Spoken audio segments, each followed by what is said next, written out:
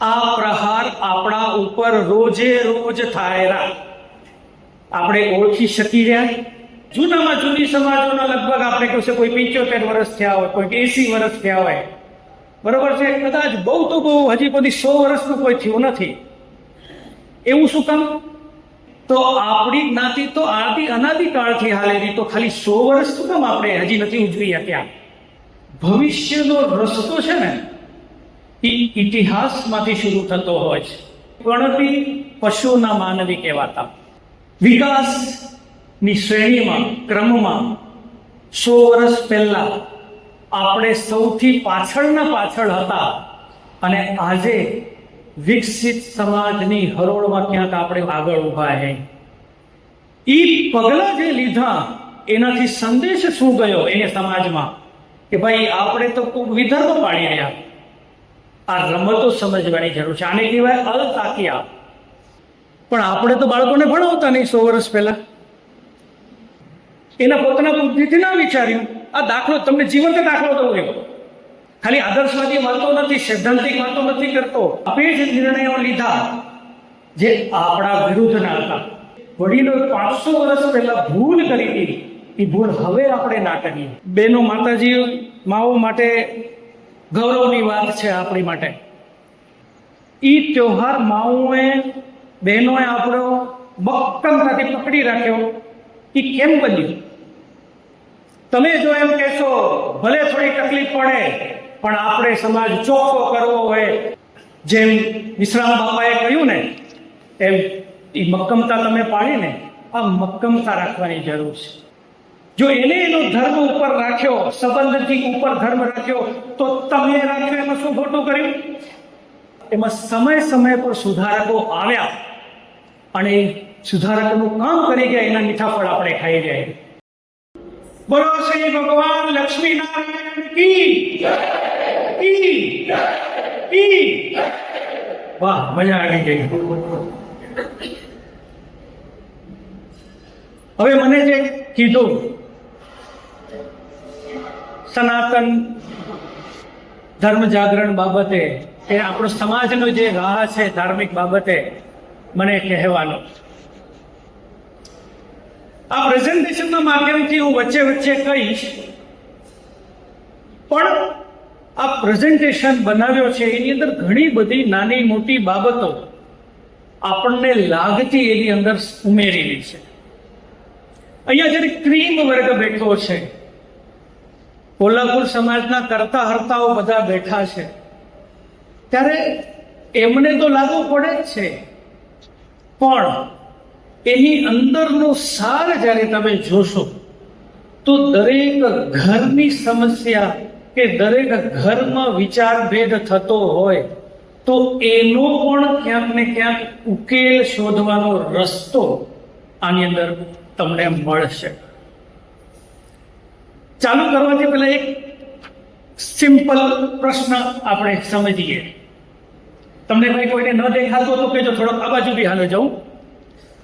પ્રશ્ન એ છે, થોડોક પાછળ આવી જાઉં. કાયદા પ્રમાણે કોઈ બી વ્યક્તિ કોઈ પણ નામ રાખી શકેલો? બરાબર હોય તો રાખી શકેલો ને?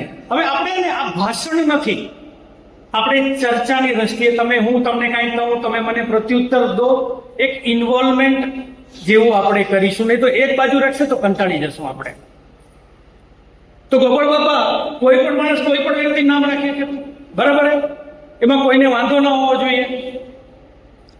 હવે જો ઉત્તર તો હા છે, પણ હવે એ જ મુદ્દાને લઈને બીજો પ્રશ્ન છે. શ્રાવણ મહિનામાં હમણાં આપણે જોતા હશું કાવડ બાબતમાં અમુક સમાજના અમુક વિધર્મી લોકો હિન્દુ નામ રાખે છે. આ ચલાવાય?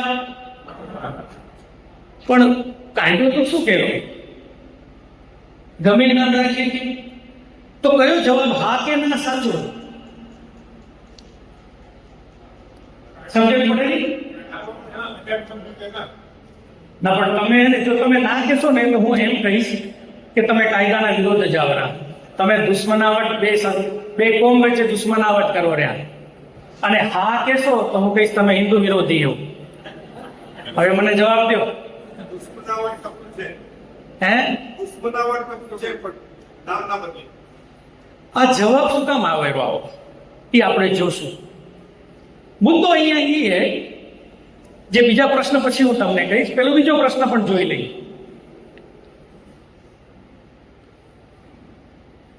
ઉપર લખ્યું હે મુસ્લિમ પર્સનલ લો બોર્ડ ભારતમાં છે, તો એવી રીતે સનાતન પર્સનલ લો બોર્ડ હોવો જોઈએ, બરાબર?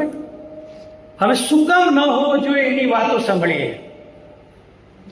જે ના કહેવા વાળા બૌદ્ધિકો ચિંતકો કહેવાતા સમાજ કે દેશના આગેવાનો એ શું કહ્યા, વિશાળતા શું છે કે વિશાળતા કોઈ દેશે, હિન્દુ સમાજ હિન્દુ ધર્મ એની વિશાળતા માટે પ્રખ્યાત છે. ગમે એ વ્યક્તિને ગમે એ વિચારધારાને પોતાનામાં સમાવી લે છે.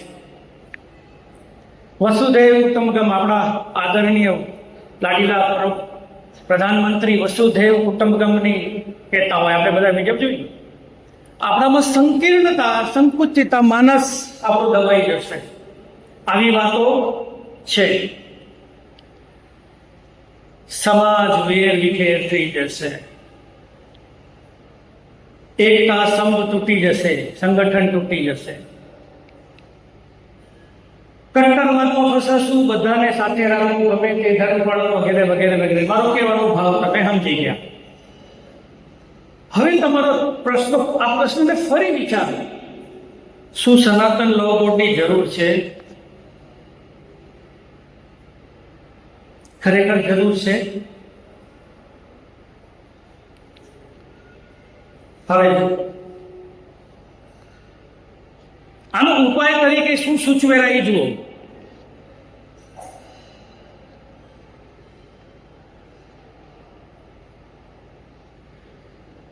પ્રચાર કરવા વાળા કહેતા હોય કે બીજું બધું છોડો, આના પર ધ્યાન દો, સનાતન બોર્ડ મૂકો, સંસ્કાર, શિક્ષણ, સ્વાસ્થ્ય, વ્યસન, ફેશન, માનવતા, માનવ ધર્મ કરો.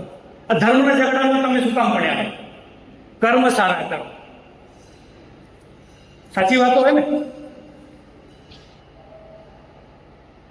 હવે આ તો મેં તમને કહ્યું નહોતું, છતાં તમારો અવાજ જ્યારે મેં આ પહેલો પાર્ટ પૂરો કર્યો ત્યારે મેં પ્રશ્ન ફરી પૂછ્યો તો તમે કોઈ જવાબ નહોતા આપતા. આ શું કામ થયું? આ શું કામ આવું થયું એ સમજવાની જરૂર. ધર્મના શાસ્ત્રોમાં તમને બધું કહેશે, આવા સંસ્કાર હોવા જોઈએ, તેવા હોવા જોઈએ, મા બાપને પગે લાગો, સવારના ઉઠીને પઠન પાઠણ કરો ભગવાનનું. પણ આવી પરિસ્થિતિમાં નિર્ણય કેમ લેવો જે આજે તમને ને મને લાગે રહો? સનાતનનો અવાજ અહીંયા જોરમાંથી ઉપડતો હતો એ બંધ થઈ ગયો. મેં શું કર્યું એવું કે બંધ થઈ ગયો? મેં એના મોઢું તો નથી બંધ કર્યું, પણ બંધ થઈ ગયો ને. એના દિમાગ ઉપર પ્રહાર કર્યો, તમારા દિમાગ ઉપર પ્રહાર કર્યો. તમને ખબર પડી? તમને કાંઈ ખબર? તમે બધા મારા વાતના શિકાર બની ગયા. આ પ્રહાર આપણા ઉપર રોજે રોજ થાય. આપણે ઓળખી શકી રહ્યા? આપણા ઘરમાં આપણી નાના છોરા, દીકરીઓ હોય, દીકરાઓ હોય, એના ઉપર પણ પ્રહારો થાય. આપણે ખબર જ નથી. આપણે એમ કે આપણે મસ્ત મગલામાં રહી રહ્યા, મસ્ત ઘરમાં રહી રહ્યા, હવાર ઉઠીને આપણો ધંધો પાણી હાલે રહ્યો. આપણે બીજી મગજમારી કરવાની જરૂર શું હોય? બાજુવાળો ગમે એ કરે, પોતાનું જુઓ ને. આવા વિચાર આપણા મગજમાં છે. ખુલાસો આગળ હું તમને કહીશ. આગળ વધીએ. પ્રશ્ન એ જતો તો શું સનાતની બોર્ડની ખરેખર જરૂર છે? જવાબ આપીશ, પણ પેલા આગળ વધીએ. બીજો પ્રશ્ન લઈએ. આપણા સમાજની દીકરીના લગ્ન વિધર્મી છોકરા સાથે કરાય?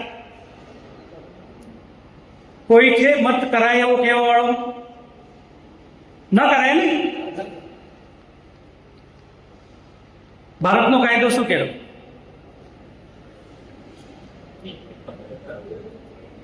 તમે કાયદાના વિરોધમાં બોલો ને. હવે પ્રશ્ન ફરી પૂછરો એ જ પ્રશ્ન. વિધર્મી છોકરા ભેગા કરાય? કે મેં ભાઈ આ જરા ઇસ્યુ છે કઈ? ઓકે. પહેલી વખતે મેં તમને પ્રશ્ન કર્યો, મેં થોડોક બેકગ્રાઉન્ડ આપ્યો, પછી તમે જવાબ આપવામાં તમારો જવાબ તમે મૂંઝાઈ ગયા. બીજો દીકરીના લગ્ન વખતેનો મેં જવાબ કર્યો તો તમારો જવાબ મૂતોઈ જ હતો, પણ તમે એમાં જવાબમાં તમે બદલ્યા નહીં, તમારો જવાબ ના બદલ્યો. પાછળનું કારણ શું? કારણ શું એ સમજવાની જરૂર છે. એ જો કારણ સમજશું તો આપણી ઘણી બધી સમસ્યાઓ, એમાં સામાજિક સમસ્યાઓ, પારિવારિક સમસ્યાઓ, પોતાની સમસ્યાઓ પણ ઘણા બધી ડિગ્રી પર હલ થશે. એની પાછળનું કારણ છે આપણે એક મત થતા. એક મત કેમ થયા? બીજા પ્રશ્નમાં. પહેલા પ્રશ્નમાં આપણે એક મત ન થયા, બીજા પ્રશ્નમાં જવાબમાં આપણે એક મત થઈ ગયા. શું કામ બીજા પ્રશ્નમાં એક મત થયા, પહેલામાં ન થયા? એ સમજવું આપણે. આ જે વિચાર છે મેં અહીંયા એક લખ્યો છે ને, આ વિચાર થોડી વખત તમે તમારા મગજમાં એક ખીચામાં રાખી દો. આગળ આપણે આ વાતને જોડશું. કેન્દ્રીય સમાજ. કેન્દ્રીય સમાજ એટલે કઈ ગોપાલ બાપા એકલાની સમાજ નથી. તમારી ને મારી પણ એકલી છે. આપણી પહેલી કે બાપાની પછી. બાપા તો સેવક એ આપણા. બાપા ભાવ સમજો. એટલે ઉદ્દંડતા ના દેખાવી જોઈએ વાતમાં, પણ લાગણી આપણી છે સમાજ પ્રત્યે, ઈ હું તમને કહેવા માંગુ છું. જનરલી વાતો થતી હોય, કેન્દ્રવાળા કોઈ નબળા માણસ કે કેન્દ્રથી આપણે શું લાગે વળગે, આપણે તો અહીંયા સમાજમાં બેઠા ને, આપણે તો અહીંયા કાર્યક્રમ કરવા, એની ગમે આપણને આદેશ દે ને આપણે અહીંયા શું કામ પાડીએ? એ શું કામ પાડવા જોઈએ એની વાત હું તમને કહેવા આવ્યો હું. પછી એ ઓલી વાત સાથે જોડીશ. કેન્દ્ર સમાજ શું, સૌથી મહત્વનું કામ શું, અને કેન્દ્ર સમાજની પહેલી વ્યવસ્થા કેવી હતી. આ વાત કેન્દ્ર સમાજને બાબતમાં 3 પ્રશ્ન આપણે પોતાના મગજમાં લાવવા પડશે. જે યંગ જનરેશન બેઠું હોય ત્યાં કે એમને એક પ્રશ્ન કોઈ દિવસ થયો હે ખરો કે આપણી સમાજ ગમે ત્યાંની હોય, એને જૂનામાં જૂની સમાજોના લગભગ આપણે કહેશે કોઈ 75 વર્ષ થયા હોય, કોઈ 80 વર્ષ થયા હોય, બરોબર છે, કદાચ બહુ તો બહુ હજી સુધી 100 વર્ષનું કોઈ થયું નથી. એવું શું કામ? આપણી જ્ઞાતિ તો હજારો લાખો વર્ષ સુધી માનવ, આપણે કહેવામાં આવે ને કે જયારે સૃષ્ટિ બની તે દિવસથી માં ઉમ્યા હતા, જગત જનની, એના દીકરા અહીં આપણે, એટલે જેને જગત જન્માવ્યો હોય એના દીકરા જો આપણે અહીં, તો આપણી જ્ઞાતિ તો આદિ અનાદિકાળથી હાલેલી, તો ખાલી 100 વર્ષ શું કામ આપણે હજી નથી ઉજવી શક્યા? 100 વર્ષથી પહેલા શું હતું એ સમજ્યું હોય કોઈ દિવસ આપણે મગજમાં આવ્યો હોય વિચાર, એ વિચાર પહેલા લાવવાની જરૂર છે. 100 વર્ષ પહેલા જ્ઞાતિમાં જોવામાં આવતા લક્ષણો આ વડીલો બધાને ખબર હશે, પણ યંગ જનરેશનને નહીં ખબર હોય. આ યંગ જનરેશન માટે ખાસ તમે આ ધ્યાનમાં રાખજો. ઉપર જો આપણા જ્ઞાતિના લક્ષણો આ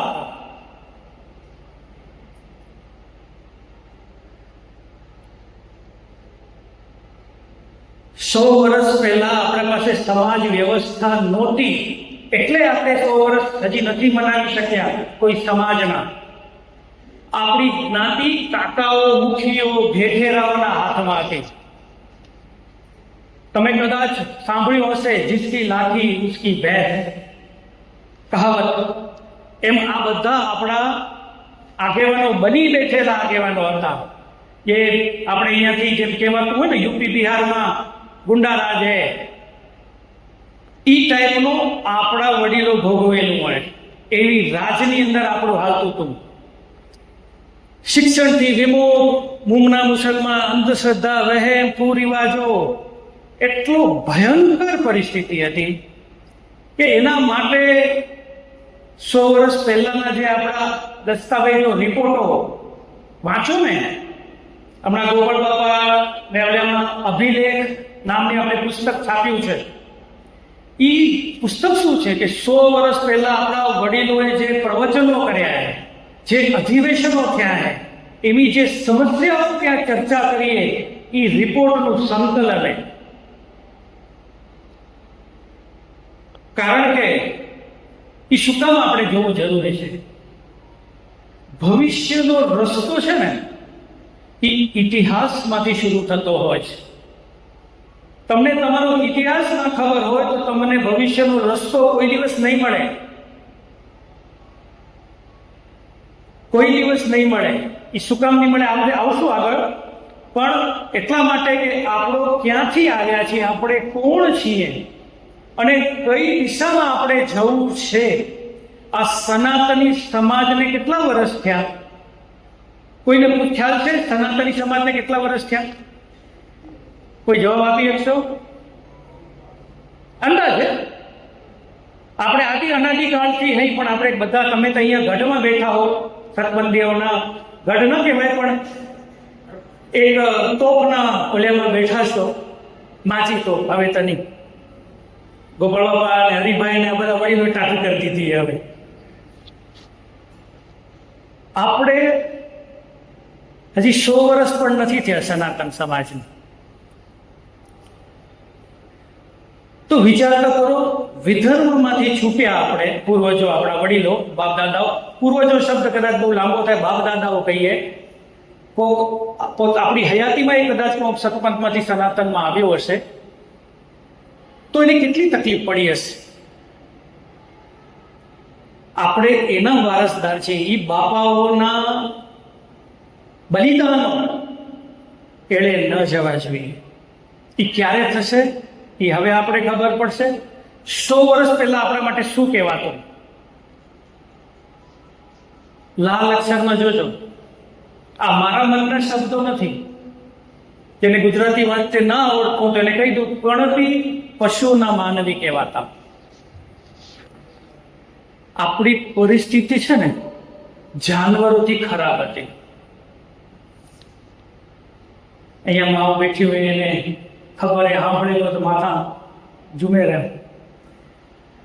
આપણા માટે આવી ભયાનક પરિસ્થિતિ હતી. આ તો હું જૂના રેકોર્ડમાંથી એક શબ્દ ગોતી આવ્યો, એક વાક્ય, મરણ તુલ્ય દશા હતી.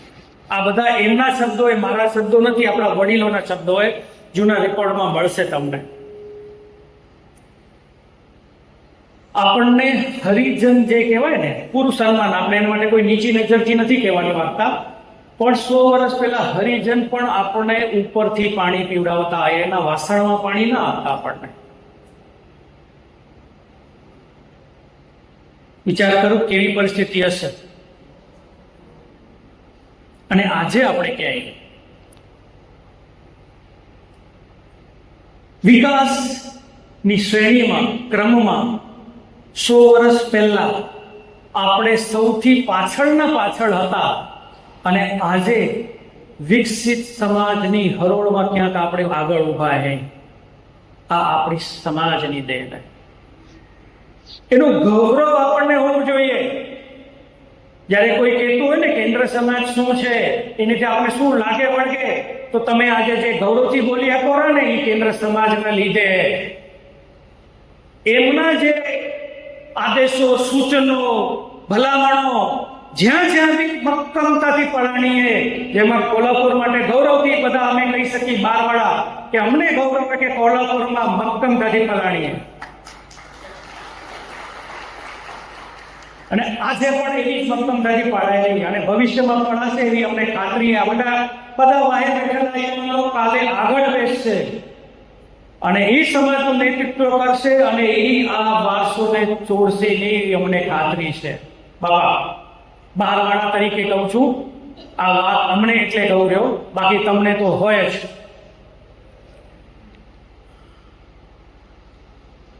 મૂંઝવતા પ્રશ્નો મેં તમને આ વાત કરી. તમે કદાચ જોયું હશે તમે જરાક ધર્મની વાત કરો તો તરત જ શું કહેશે? જ્ઞાતિમાં બધા ઝઘડા મૂકો, સંસ્કારો પર ધ્યાન દો. જો સંસ્કાર બરાબર હશે ને તો બધું બરાબર થઈ જશે. શિક્ષણ ઉપર ધ્યાન દો. શિક્ષણ જો બરાબર દેશું ને છોરાને, બધા બરાબર થઈ જશે. આ બધા સવાલો મટી જશે.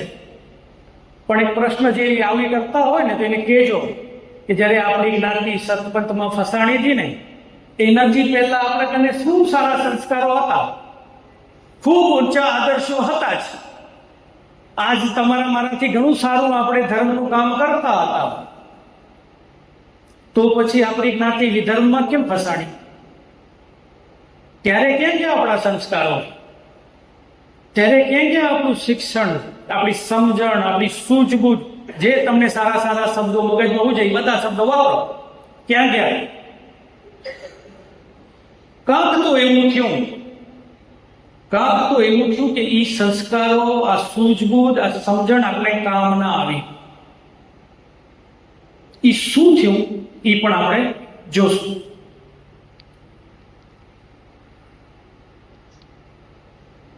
નીચેનો વાક્ય, આટલું બધું હોવા છતાં એક વ્યક્તિ, એક મુસલમાન સૈયદ ઇમામ શાહ ઉર્ફે હંસતેજ હમણાં કહેવામાં આવે રહ્યો. બરાબર, નામ ગમે તે બદલી કરે ને, અહીંયા તો આપણે ચલાવી લીધો નામ. મરી ગયા પછી 500 વર્ષ પછી આપણે એનું નામ બદલી રહ્યા. આ કેને બેવકૂફ બનાવે રહ્યા? તમને ને મને નથી બનાવતા, આપણા મનમાં ભ્રમણા. આપણે ની જ જોઈએ. હવે વિચાર કરો કેને બેવકૂફ બનાવેલા ઇમામ શાહનું નામ હંસતેજ કરીને. ઈ લોકો એના માણસોને જ બનાવેલા બેવકૂફ. એમનું જ યંગ જનરેશનને બેવકૂફ બનાવેલું. કેવી રીતે? કારણ કે યંગ જનરેશન, એની નવી પેઢી ઇમામ શાહ કે સતપંથ કે મુસલમાનને સ્વીકારવા તૈયાર નથી. અને એની નવી પેઢી સનાતન તરફ વળી જાય એવી આપણા બધાના પ્રયાસોના લીધે. બધા પોતપોતાના માટે તાળીઓ વગાડી આપણે. આપણા દબાણ, ભાઈ આપણે તમે 2011માં વડીલ પગલું લીધું ને, એવી રીતે આખા ભારતમાં બધા સમાજે પોતપોતાના સમયમાં પગલાં લીધા. એ પગલાં જે લીધા એનાથી સંદેશ શું ગયો એને સમાજમાં કે ભાઈ આપણે તો વિધર્મ પાડી રહ્યા. એનો માણસ એનો ધર્મ છોડીને ન જાય એના માટે એના છોકરાને શરમ ન અનુભવ થાય. ઇમામ શાહ અમારો ગુરુ એમ કહેતા, મુસલમાન શરમ અનુભવ ન થાય એટલે એને ઇસ્લામમાંથી કાઢીને હિન્દુ રૂપ આપ્યું હોય. જેમ કાવડમાં સુલેમાનનો કોક યાદવ ઢાબો કરે એના જેમ આ રમતો સમજવાની જરૂર છે. આને કહેવાય અલ તાકિયા. ઇસ્લામમાં આ થોડીક નીકળી હોય વાત એટલે જરાક, અને બાપા થોડુંક પોઝ કરું આ મુદ્દાને. ઇસ્લામમાં એક રણનીતિ હોય એની, અલ તાકિયા. 10 વર્ષ પહેલા બાપા કેને ખબર નહોતી, આપણી સમાજમાં તો નહોતી જ ખબર. હવે કદાચ પ્રચારો અને વિડીયોને આવેલા થોડીક આપણી સમાજમાં તો છેલ્લા 10 વર્ષમાં જ્યારથી આ જાગ્યું ત્યારથી જાગૃતિ ફેલાવી રહ્યા. એમાં ખાસ કરીને મારો અને મારા મોટા ભાઈનો બહુ મોટો રોલ રહ્યો અલ તાકિયા સમજાવવામાં. અલ તાકિયા એટલે શું? અલ તાકિયા એટલે તમારા ધર્મનો વધારો કરવો હોય, ધર્મનો વધારો કરવો હોય, તમારો એટલે વિધર્મવાળાનો, એનો વધારો કરવો હોય અથવા એના ધર્મને બચાવવો હોય તો એના ધર્મમાં જે બંદી છે એ બધી જ કરવાની છૂટ મળી જાય એને. હિન્દુઓ મૂર્તિ પૂજા કરે, મુસલમાન કરે, પણ કે છે અલ તાકિયા કરવું તો એને છૂટ મળી જાય. ભગવા પહેરવાની છૂટ મળી જાય, હિન્દુ ધર્મનો પ્રચાર કરવાની છૂટ મળી જાય. એને ખાલી એટલું જ કહેવું હોય કે હું અલ તાકિયા પાડું. કોક મુસલમાન વિરોધ કરે ને એને ખાલી એનો કોડ વડે અલ તાકિયા. બીજાને બેવકૂફ બનાવો, છેતરવો, હેતુ શું હોવો જોઈએ? મારો ધર્મ વધવો જોઈએ. એના શાસ્ત્રોમાં આ વાત અત્યારની નથી, એના શાસ્ત્રો, એનો જે દશાવતાર ગ્રંથ છે, દશાવતાર ગ્રંથમાં કૂટી કૂટીને ભરેલો હોય. આપણામાંથી કદાચ હું નથી જાણતો કોઈ પણ માણસ એના દશાવતાર ગ્રંથ જોયો હોય કે એની કથા સાંભળીએ કોઈ દિવસ, સતપંથની દશાવતાર કથા સાંભળીએ, જોઈએ, વાંચીએ કોઈ દિવસ પુસ્તક? કેજો, કાંઈ વાંધો નહીં, હોય તો કેજો, મજા આવશે. કદાચ આગળ થોડુંક આગળ ચલાવી પછી હું તમને એ બાબતમાં કહીશ કે કઈ રીતે થયું. એક મુસલમાન આવડી મોટી જ્ઞાતિને કેમ બેવકૂફ બનાવી ગયો? એ અલતાક્યા વાપરી ગયો આપણી સામે. એ અલતાક્યા એના શાસ્ત્રોમાં મૂકી ગયો. અને આપણે શું કહ્યું? બીજા જે કરે કરે, આપણે આપણું ઢાંચવું ને, બીજાનું ના જુઓ. કદાચ મારા જેવો કોઈ તકડો થાય, ગોપાલ બાપા જેવો કોઈ આગેવાન થાય તો કે એ બીજાનું શું કામ ખડો? આપણે આપણું ઘર હાંચવો ને, તમે તમારો છોરાને હાંચવો ને, બીજાનું ના જુઓ. બીજાનું ના જોયું તો આ થયું. તમારો દુશ્મન તમારા પર પ્રહાર કરવાની તૈયારી કરતો હોય અને તમે એમ કહેશો કે હું કાંઈ નહીં કરું કારણ કે મારા પર પ્રહાર નથી કર્યો, તો તમારા ભેગું આ થાય. આજ તમારા હામણ મારા હામનો જીવતો દાખલો હોય. આગળ વધું.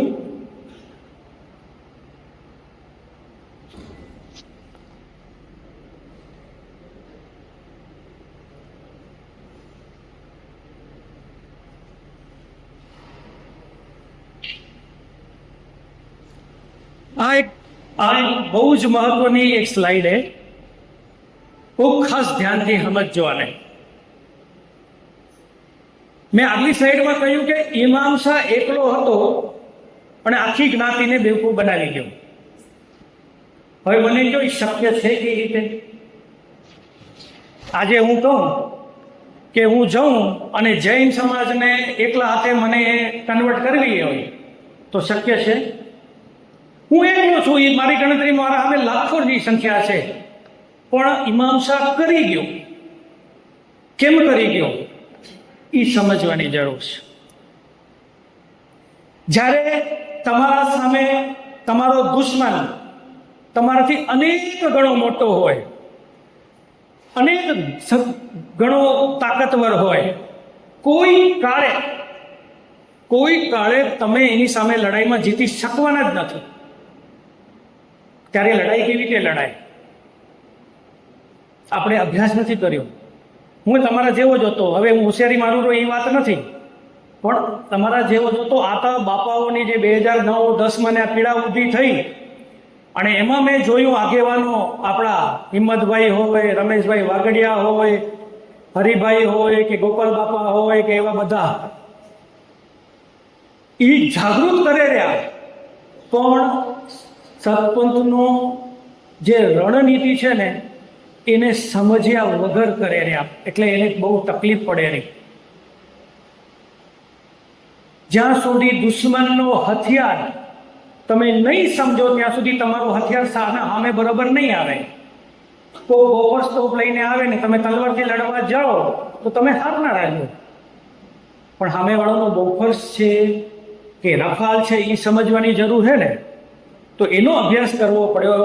ત્યારે આપણને દેખાણી કે જ્યારે દુશ્મન બહુ જ તાકાતવર હોય અને તમે એકલા હો, તમે કોઈ કાળે સીધી લીટીમાં લડી ના શકતા હો, ત્યારે જે લડત અપનાવાય એની જે રણનીતિ કહેવાય એને કહેવાય આઈડિયોલોજીકલ સબવર્ઝન. ઇંગ્લિશ ભાષામાં એ વિચારધારાનો વિનાશ. આ રણનીતિ આજથી લગભગ 1500 વર્ષ પહેલા ચીનનો એક યોદ્ધો હતો સુન્ઝુ. એને પુસ્તક લખી એ આર્ટ ઓફ વોર. અંગ્રેજીમાં એનું નામ, ચાઇનીઝ નામ મને નથી આવડતું, આર્ટ ઓફ વોર. એ સુન્ઝુ નામની પુસ્તકમાં, એ સુન્ઝુ વ્યક્તિ આર્ટ ઓફ વોર નામની પુસ્તકમાં આ રણનીતિ આપી ગયો, જેને ઇમામ શાહે આપણી સામે વાપર્યો. આપણે પોતાનામાં જ પડ્યા હતા એટલે આપણે ખ્યાલ નથી આવ્યો.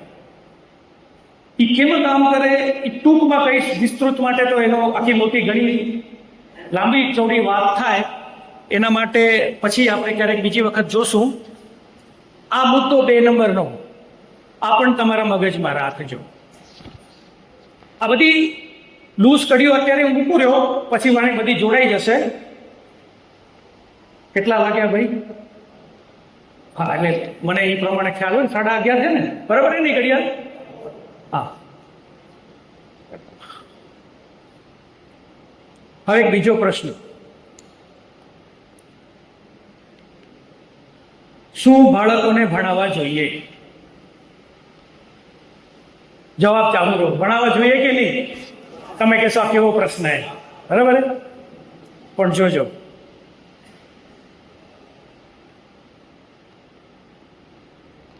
પણ આપણે તો બાળકોને ભણાવતા નહીં 100 વર્ષ પહેલા. હમણાં તમને મારો પ્રશ્ન કેવો લાગતો હતો? 100 વર્ષ પહેલાની જ વાત તમારે ધ્યાનમાં રાખવું. શું કામ ન ભણાવતા? આપણે શું કહેવામાં આવતું? છોરાને ભણાવજો માં, ભણાવશે તો ઘેટે ઘેટ પણ રોટલા લઈ દે. આજે મારો પ્રશ્ન તમને એકદમ પેલી ઘડીએ એમ લાગ્યો છે કેવો પ્રશ્ન પૂછેલા, છોરાને બાળકોને ભણાવ્યો નહીં. આ વસ્તુ આપણે 100 વર્ષ, આવો સિમ્પલ પ્રશ્ન, ખોટો પ્રશ્ન 100 વર્ષ પહેલા આપણા વડીલો કેમ ન ઓળખી શક્યા? શું કામ આ કર્યું? મૂળ પ્રશ્ન અહીંયા છે કે આપણે સ્વીકારી કેમ લીધો આ પ્રશ્ન? આ વાત સ્વીકારી કેમ લીધી આપણે? આખી નાત સ્વીકારી. એકલ દોકલને તમે ગમે એમ બેવકૂફ બનાવો, નાતમાં તો ઘણા હોશિયાર વડીલો હોય. આખી નાતે સ્વીકારી લીધી હતી. તમને જેને ના ખબર હોય એને કહું કે નારાયણ રામજી લીમાણી 1900 ને લગભગ 2 કે 3 ની આજુબાજુ 5મી ભણેલા, ખાલી 5માં છોરા હતા. આખી નાતમાં 5 ભણેલા 5 છોરા હતા, એમાંથી એક નારાયણ રામજી લીમાણી હતા. એટલો ખરાબ અભ્યાસનો સ્તર હતો આપણો. 1902, 3, 125 વર્ષ થયા, પણ આપણે આ વાત સ્વીકારી કેમ લીધી? એ કહેવા વાળું કોણ હતું? સ્વીકારી લીધી એનો પ્રશ્ન જ્યારે જવાબ જોશું તો એ કહેવા વાળું કોણ હતું એ પહેલા સમજવું પડશે.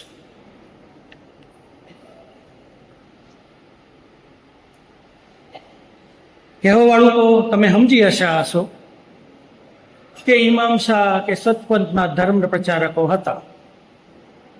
જરા ખોલી દો ને ભાઈ.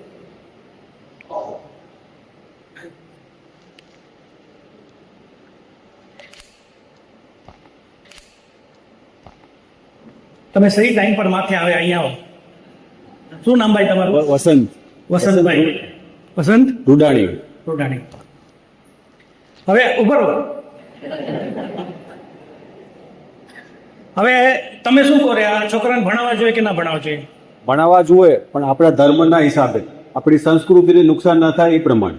ભલે ભણાવવા જોઈએ, એ તો બરાબર. હવે મને આ વ્યક્તિનું મગજ ફેરવું હોય, આને કરવું હોય કે ભાઈ આના મગજથી આ પોતે એવું બનાવી દેવું હોય આને કે આ વ્યક્તિ પોતાના મોઢેથી કે ભણાવવા નથી, છોરાને ભણાવવા ન જોઈએ, જેને આપણે બ્રેન વોશિંગ કહીએ. માથે શીર્ષક લખેલું હોય, બ્રેન વોશિંગ કરવું હોય. પણ કેમ કરાય? કેમ થાય બ્રેન વોશિંગ? તમને બધાને કહું, હાલો આને બ્રેન વોશિંગ કરવું હોય, કેમ કરશો? કોઈ સજેશન? કેમ કરશો?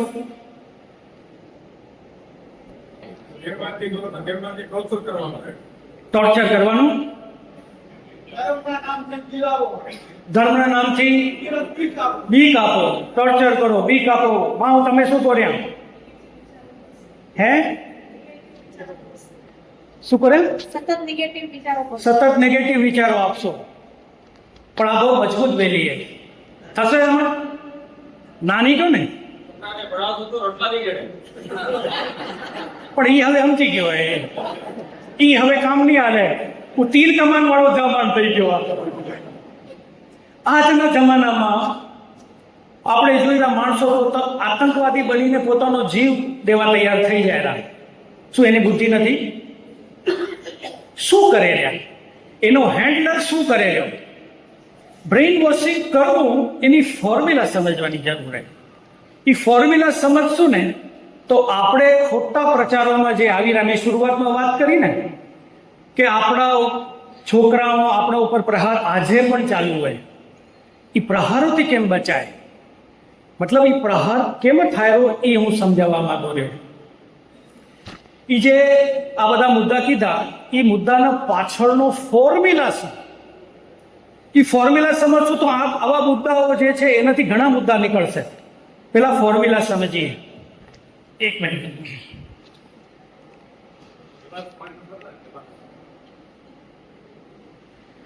હવે બ્રેન વોશ થયેલો વ્યક્તિ કોને કહેવાય? આ માણસ અહીંયા વાંધો નથી ને? એટલે મને સ્ક્રીનમાં ડિસ્ટર્બ ના થાય. ના, આપણે મુદ્દો સમજાવી દો, સ્ક્રીન પછી થઈ જશે. તમે બધાને કોપી દઈ દેજો ભાઈ, ચોખ્ખું જોઈએ એને કોપી દઈ દેજો, આ જેને વધારે રસ હોય એને. આ માણસને બ્રેન વોશ થયેલો ક્યારે ગણાય? જ્યારે આ નિર્ણય, આ વ્યક્તિ નિર્ણય હું ઈચ્છું ને, હું કહું નહીં, હું ઈચ્છું એ પ્રમાણે આ પોતાના મેળે નિર્ણય લેવા માંડે, ત્યારે મારી માટે બ્રેન વોશ થયો. બરાબર? મારી ઈચ્છા પ્રમાણે નિર્ણય લેવા માંડે એટલે આ બ્રેન વોશ થયો. એને ખબર ન હોય, એને એમ જ લાગે કે હું મારો સ્વતંત્ર નિર્ણય લઉં રહ્યો, હું કોઈની કઠપુતળી નથી. પણ એને ખબર ન હોય, મને ખબર હોય કે મારી ઈચ્છા પ્રમાણે નિર્ણય લે રહ્યો, ત્યારે એ બ્રેન વોશ થયો. એનો મતલબ આપણે એ સમજવું પડે કે કોઈ વ્યક્તિ નિર્ણય કેમ લે. બરાબર? સરળ શબ્દોમાં એ કહી દીધું, કોઈ માણસ નિર્ણય કેવી રીતે લે એ સમજવાની જરૂર છે. ફોર્મ્યુલાના આપણે ફોર્મ્યુલા ખોલી રહ્યા અત્યારે. એક સમજી શકો કે બધા બુદ્ધિથી નિર્ણય લે. બરાબર? બીજું હૃદયથી દેખાય. આ બે ઠેકાણા, હૃદય ને બુદ્ધિ, નિર્ણય લે માણસ. હવે મને ખબર પડી ગઈ નિર્ણય કેમ લે રહ્યો, તો મને બ્રેન વોશ કરવો હોય તો એની બુદ્ધિ ભ્રષ્ટ કરું અને હૃદયમાં લાલચ આપું, ડર ઊભું કરું, ટોર્ચરિંગ કરું. કોણ કહેતો તું? બરાબર? આ કરું તો એનું હૃદય પરિવર્તન થાય. મને ફક્ત આ બે વસ્તુને મારા લાભમાં એને ઢાળવાની જરૂર છે. બરાબર? અમુક દાખલા લીધા હતા તે કોરોના વેક્સિન લેશો તો તમારો વંશ ખતમ થઈ જશે એમ અમુક સમાજના લોકો, અમુક ધર્મ વિશેષના લોકો કહેતા. આપણે બધા મીડિયામાં સાંભળ્યું હતું. શું કહેતા હતા? સામાન્ય વર્ગ હોય ને કે છે ના ના વેક્સિન ના લેવા, અમારા ધર્મગુરુ કીધું હોય. ભાઈ, આ બુદ્ધિ ભ્રષ્ટ થઈ ગઈ. એના પોતાના બુદ્ધિથી ના વિચાર્યું. આ દાખલો તમને જીવંત દાખલો દઉં રહ્યો. ખાલી આદર્શવાદી વાતો નથી, સૈદ્ધાંતિક વાતો નથી કરતો, પણ આપણે જોયા હશે જેને આપણે રિલેટ કરીએ છીએ. યુસીસી આવશે, યુનિફોર્મ સિવિલ કોડ, તો મુસલમાનનો નાગરિકતા ખતમ થઈ જશે.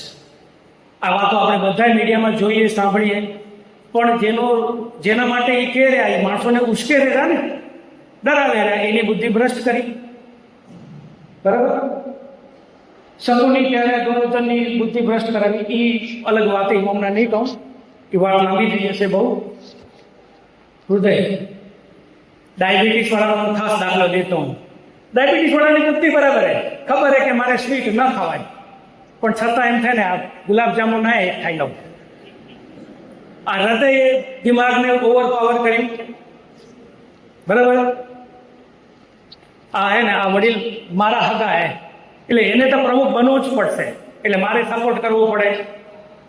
આ સગાવાદ આવ્યો, મારો હૃદયને આથડી કર્યો. વડીલ, આ દાખલા હોય, વ્યક્તિગત કાંઈ નથી એવું. આ દાખલા હોય કામ કેમ કરેલો, નિર્ણય ઉપર કામ કેમ કરવી. ધન્યવાદ ભાઈ. શું નામ તમારું? વસંત નવીનભાઈ રૂડાણી. વસંત નવીનભાઈ રૂડાણી માટે તાળીઓનો ગડગડાટથી આપણે ધન્યવાદ કરીએ. હવે જો હું બે પ્રકારની વાતો, બે પ્રકારની કાર્યો, વાતો સાથે કાર્યો પણ હોય, એને વિશ્વાસ અપાવી દઉં, એના હૃદય, જેથી એનું હૃદય પગળી જાય, કે હૃદય હું ચાહું એ પ્રમાણે કોમળ થઈ જાય, કે ફરાવી દઉં અને બુદ્ધિ ભ્રષ્ટ કરું, તો એ ભાઈનો નિર્ણય હું ચાહું એમ પ્રમાણે થઈ શકે ને. આ વાત આપણા વડીલો ભેગી 500 વર્ષ પહેલા થઈ. આપણા વડીલો ઓળખી નથી શક્યા. એક મિનિટ હં. આ ત્રીજો મુદ્દો, આ 3 મુદ્દા મગજમાં છૂટા મેં મૂક્યા હતા. છેલ્લો હોય આ મેં તમને કહ્યું 500 વર્ષ પહેલા આપણને દીધી. હિન્દુ ધર્મ માટે હીનતાનો ભાવ કર્યો. કેમ થયો? હિન્દુ ધર્મ છે ને એ ગમે એને પૂજે ને પાણાને પૂજે ને એનો કઈ ધર્મ બરાબર નથી. જો તમારા મગજમાં હું આ ઘાલી દઉં, તમે સ્વીકારી લો, થોડીક વખત તમે માનો સ્વીકારી લીધો, અત્યારે હું હિન્દુ વિરુદ્ધ બોલીશ તો તમે મને મૂકશો નહીં. પણ જ્યારે હું તમારા મગજમાં ઘાલી દઉં હિન્દુ બરાબર નથી તો તમે મારા વાહ વાહ કરશો. આ અસર થાય ને. આપણા મગજમાં 500 વર્ષ પહેલા આપણા માટે હીનતાનો ભાવ આપી દીધો હતો. એ શાસ્ત્રો આજે પણ છે. હું કઈ નવી વાત નથી કરતો. અને એની સાથે ઇસ્લામના મૂલ્યો ઊંચા છે. ઇસ્લામમાં તો એકતાની વાત છે. હિન્દુમાં તો જ્ઞાત જાત પરંપરા ભાષાથી બધું તોડફોડ કરેલા. હિન્દુ બરોબર નથી, ઇસ્લામ બરોબર હે. જો અમે તો બધા એક થાળીમાં ખાઈ રહ્યા.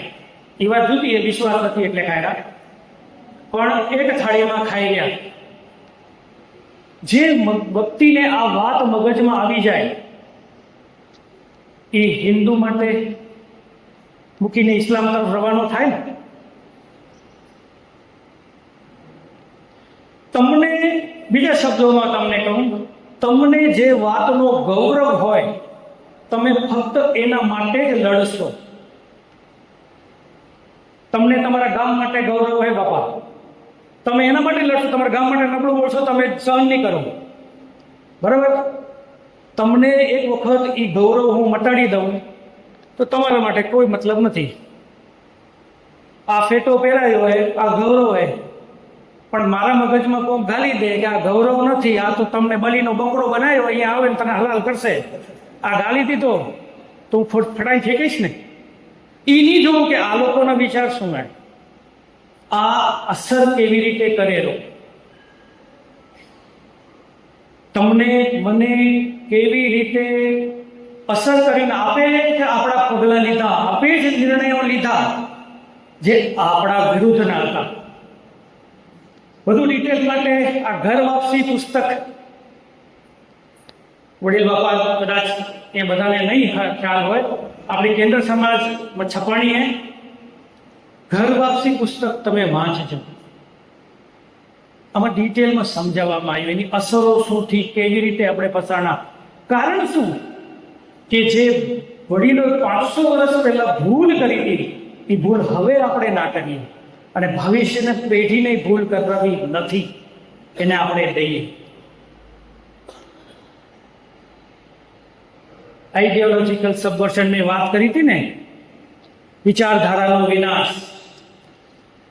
તમારો દુશ્મન તમારાથી અનેક ગણો મોટો હોય અને તમે એકલા હોય અથવા હાથના આંગળીના ઘણા એવા હોય તો ત્યારે લડાઈ કેમ લડવી, એના આ 4 સ્ટેપ છે જે ચીની સુનઝુ લખી ગયો હતો. ડિટેલમાં તો ઘરવાસી પુસ્તકમાં બહુ ડિટેલમાં નહીં જાઉં, પણ મહત્વનો જે એમાં મુદ્દો છે એ ધર્મ છે. ધર્મ શું કામ? સૈન્ય નથી, ધર્મ શું કામ? નહીં તો સૈન્ય હોય ને, લડાઈ કરવી તો સૈન્ય હોય, પણ અહીંયા ધર્મ શું કામ? ધર્મ એક એવું પરિબળ છે જે તમને જોડી રાખે છે. તમારામાં કમીઓ ખામીઓ, મગજમાં થોડી કંઈક નબળા જ વિચારો હોય, પણ જ્યારે ધર્મની વાત આવે ને તો કે છે મૂકને આપણે બધા એક જ જઈ. ઇસ્લામ ખતરે ને બધા ભેગા થઈ જાય. એમ હિન્દુ તરીકે આપણે કહીએ ભાઈ ઉમિયા માને માનો ને લક્ષ્મીનારાયણને માનો ને આપણે એક જ મૂક. એ માણસ જતું કરી દેશે ધર્મના નામે. ધર્મ એવું પરિબળ છે કે જે આપણે ભેગા રાખેલો. ધર્મ એવો પરિબળ છે કે જે આપણને આર્થિક સપોર્ટ કરેલો. ધર્મ એક એવું હોય કે આપણે સંગઠન ના કરેલું. ધર્મ એક એવું હોય કે આપણે શક્તિ આપેલું. આપણને લડવા માટેનો પ્લેટફોર્મ તૈયાર કરેલો, પ્લેટફોર્મ પર લાવીને મૂકેલો. એટલે આપણે ધર્મ સાચવવો જોઈએ, ધર્મ ટકાવવો જોઈએ અને ધર્મમાં ભેળસેળ ના થવી જોઈએ. અત્યારે જાહેર મીડિયાની વાતો કરીએ તો હિન્દુ દેવો માટે નબળાઈ બોલાય છે. બહુ નબળી ગણપતિ બાપા માટે હોય, હનુમાન હોય, આપણા તહેવારો હોય, હોળી હોય, દિવાળી હોય. શું કે રે આપને ખબર હે, દિવાળીમાં ફટાકડા ના ફોડવા જોઈએ, પોલ્યુશન થાય, હોળીમાં પાણી બગડેલું. શું કહેવા માંગે રહ્યા એ લોકો? શું એ નથી સમજતા? 31 ડિસેમ્બરમાં આખા દુનિયામાં ફટાકડા વાગે રહ્યા, એનો કોઈ વિરોધતા નથી કરતું. આપણા કરતે ઘણું બધું પ્રદૂષણ વધે છે, એનું કા નથી કરતા? આપણી દિવાળી જ ના નડે, એને બધી ખબર હે, પણ છતાં તમને પર પ્રહાર કરે રહ્યા, કારણ કે તમે એનો સ્વીકારી લો રહ્યા. તમે એટલે વ્યક્તિગત ના લેજો કોઈ એમ વ્યક્તિ, પણ જનરલી હિન્દુ સમાજની વાત છે. પેલી નજરે આપણે એમ થાય કે ના ના વાત સાચી, હો ભાઈ કેટલું પોલ્યુશન થાય, ફટાકડા ફૂટે, ભૂંગળો ફૂટે તો આપણે થોડીક વાર ધુવાડો થાય, થોડીક વાર આપણને એમ લાગે ખરેખર બહુ ધુવાડા નીકળે રહ્યા. આ વાત શું કામ કહેવામાં આવે? આપણે ત્યારે વિરોધ નથી કરી શકતા. ગણપતિ ભગવાન શું હોય, હાથીને સુટવાડો કોઈ ભગવાન હોઈ શકે કે? એવું કે તમે જોયું હોય? માણસ હોય, હાથી થોડી હોય. આવી વાતો કાં થાય રહી? જે કરેલા વાતો એ બુદ્ધિપૂર્વક ધર્મને એટેક કરેલા, કારણ કે ભારતમાં આપણે બહુ મોટી મેજોરિટીમાં હે ને એ લોકો માઇનોરિટીમાં હે. એ લોકો આ રણનીતિ અપનાવે રહ્યા. આપણી સમાજની વાત કરું તો આ છે, ભલે આપણે સનાતની થઈ ગયા પણ આપણી માન્યતા, આપણા ધર્મ ઉપર ટીકા ટિપ્પણી કરે છે. એ લોકો બીજી બાજુ આ સાધુ સંઘમાં શું કહેવાય, આ હોદ્દો લીધો, આને માન્યતા આપી, ઓને માન્યતા આપી, એવો પ્રચાર કરે છે આપણા મગજ ફેલ કરવા માટે. ધર્મ બગાડવો ડિટેલમાં તમને ઘર વાપસી પુસ્તકમાં બધું પરફેક્ટ આપેલું જ છે. પછી એજ્યુકેશન લાઈફ, સોશિયલ લાઈફ, આ બધું ધીરે ધીરે તમારું બગડતું જાય અને સમાજને અસ્થિરતાના લેવલ પર મૂકી દેવામાં આવે.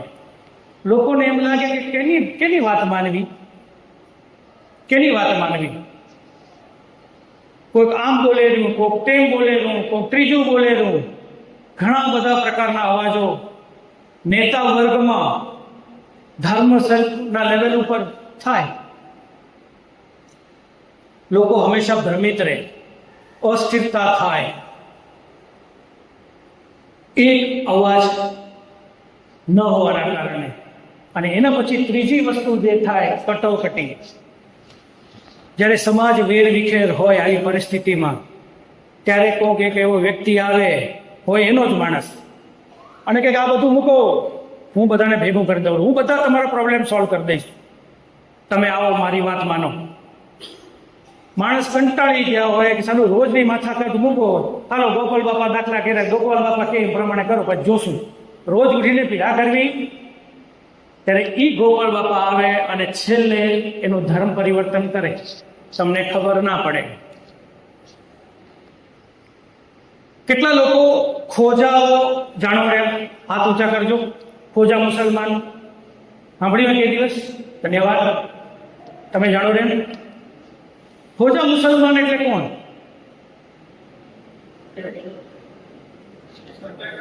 હે? વટલાયેલા હાચા. સમય આપણે બચાવીએ. ખોજા મુસલમાન જે ખબર હોય તો કહું. હા બોલો. ત્રીજી પેઢી હિન્દુ નામ રાખેલા, ઠીક, હા બરોબર. પણ ખોજા મુસલમાન એટલે કોણ? ઈ લોહાણા હે, હિન્દુ લોહાણા હે, અને એને મુસલમાન કઈ રીતે બન્યા? તો સતપંથ ધર્મ પાળીને મુસલમાન બન્યા. આપણો સતપંથ જે આપણો એટલે જે હે ઈ અને ખોજાઓનો સતપંથ સેમ ટુ સેમ, કોઈ ફરક નથી. એના શાસ્ત્રો સેમ ટુ સેમ, એના જ્ઞાન સેમ ટુ સેમ, એના જમાતખાના સેમ ટુ સેમ, બધું સેમ ટુ સેમ. આજે એ મુસલમાન બની ગયા, આપણે કાં નથી બન્યા? આ યંગ મિત્રોને પાછળ અહીંયા બધાને એક પ્રશ્ન છે. લોહાણા તો ચતુર જ્ઞાતિ, વેપારી કોમ નહીં, આપણે તો ખેતી કરવા વાળા ભોળી કોમ. ગૌરવની વાત હોવી જોઈએ. આપણે ભોળી કોમ હોવા છતાં આપણા વડીલોએ કાંક એવું કર્યું કે આપણે એ દલદલમાંથી બહાર નીકળ્યા. એ લોકો ફસાઈ ગયા. એ બારે શું કર્યું? સૌથી પહેલા આપણે ઇમામ શાહના કહેવા પ્રમાણે ઇમામ શાહના ધર્મ સ્વીકાર્યો અને આપણે પહેલા રહેતા હતા ઊંઝા, અમદાવાદ, આણંદ, મહેસાણા એ વિસ્તારમાં. આપણે મૂળ કચ્છના નથી. આપણે ભલે અત્યારે કચ્છના કડવા પાટીદાર કહીએ પણ મૂળ કચ્છના નથી. એ ઘણાને ખબર છે. આપણી માતૃભાષા કચ્છી નથી, ગુજરાતી છે. કચ્છમાં હોય તો ગુજરાતી કેમ હોય? આ એક પ્રશ્ન ક્યારેક થવો જોઈએ. આપણે કચ્છના નથી, ગુજરાતના. ગુજરાતમાં સતપંથ ધર્મ પાળ્યો 15મી સદીમાં, એટલે એક્ઝેક્ટ ડેટ પણ છે ઇમામ શાહ લીધે. એના લીધે આપણને તે સમયે આપણા ઊંઝાના એ વિસ્તારના અન્ય વડીલો જે હિન્દુ હતા એને આપણને નાત બાર કર્યા, ગામ બાર કર્યા. ગામ બાર, ખાલી નાત બાર નહીં, ગામ બાર કર્યા. ખેતી કરવા વાળી આપણી પ્રજા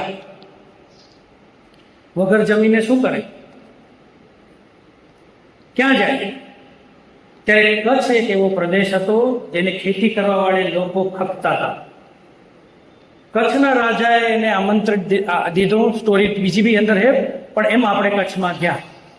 અને કચ્છમાં ગયા પછી 1600, આ પાછળનું વર્ષ યાદ નથી, સિકરામાં આપણે બધા રહ્યા હતા. એ બધા વડીલોને તો ખબર હશે. કચ્છમાં આપણે સિકરામાં ગયા.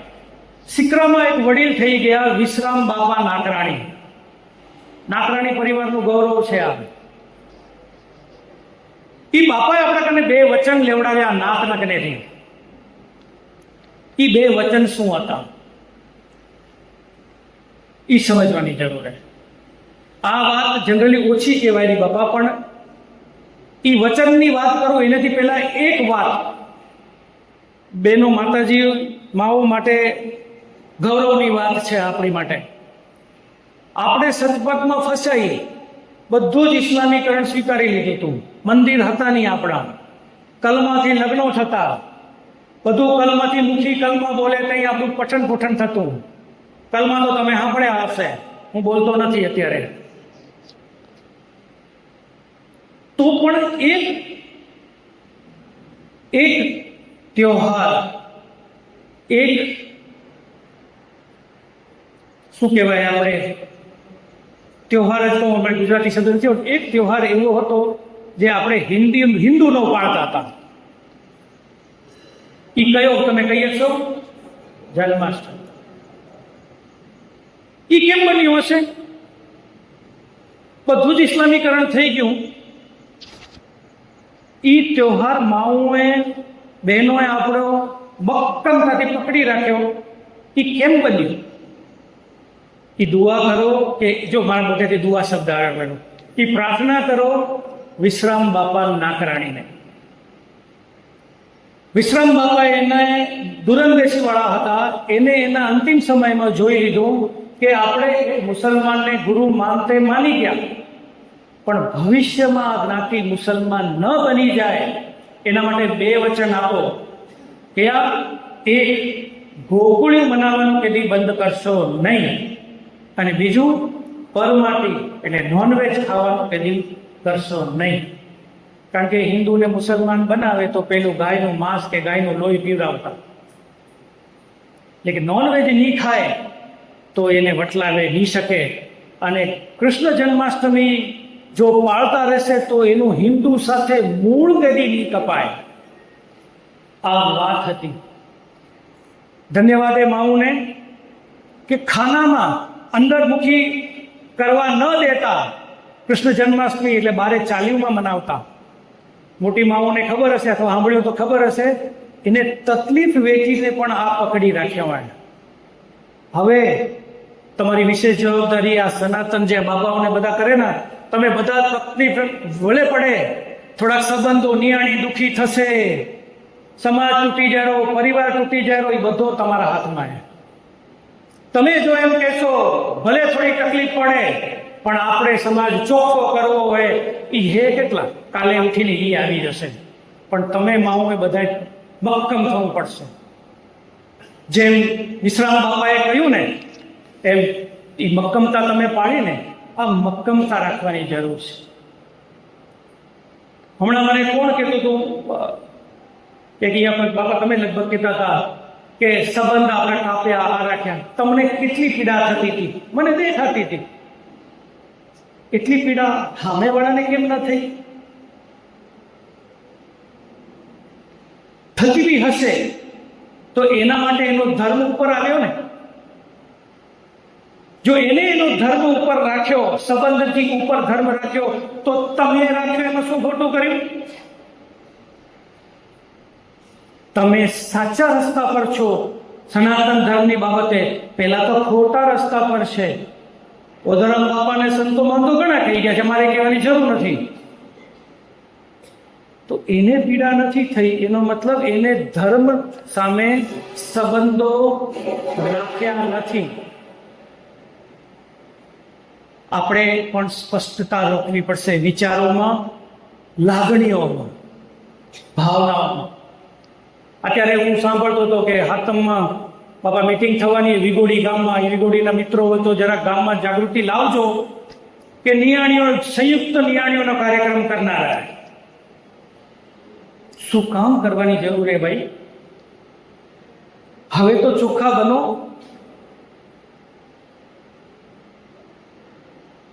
હું તો ગોપાલ બાપાના સાનિધ્યમાં આખા ભારતમાં આ બાબતમાં લઈને ઘણી જગ્યા સેજે જતો હોઉં, ગ્રાઉન્ડ રિયાલિટી જાણવાનું. સભા બાબાની વાત નથી કરતો, પરિસ્થિતિ સમજવા માટે શું અસર થાય રહી.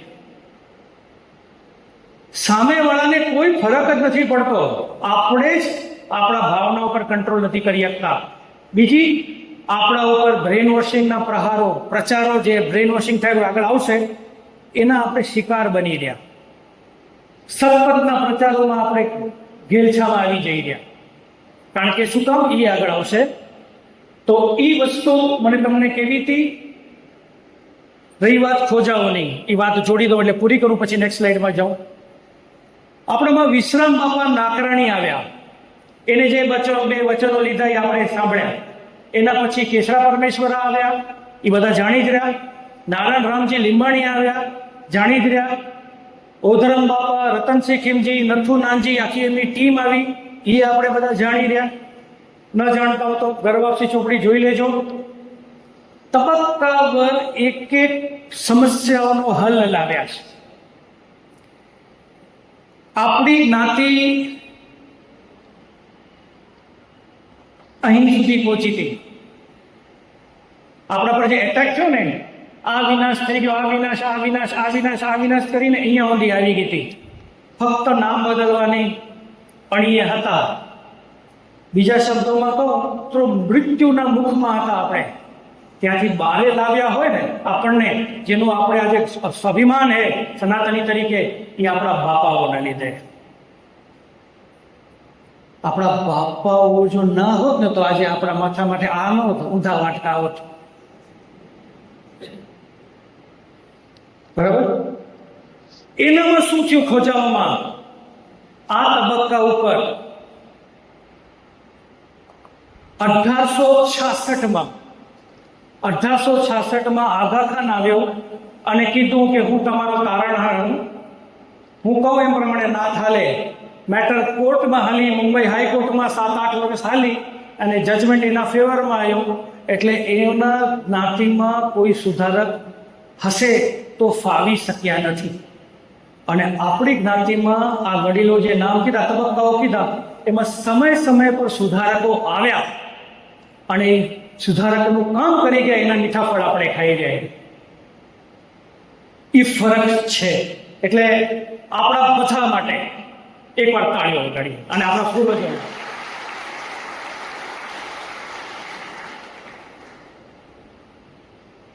હા, એ જેવું 1 થી 3 હે ને, મેં બધા જ તે 3 લૂસ વાતો મૂકી હતી. તમે એ જોશો તો 3 બધી અહીંયા આવીને ભેગી થાય. પ્રશ્નોનો મૂંઝવણો.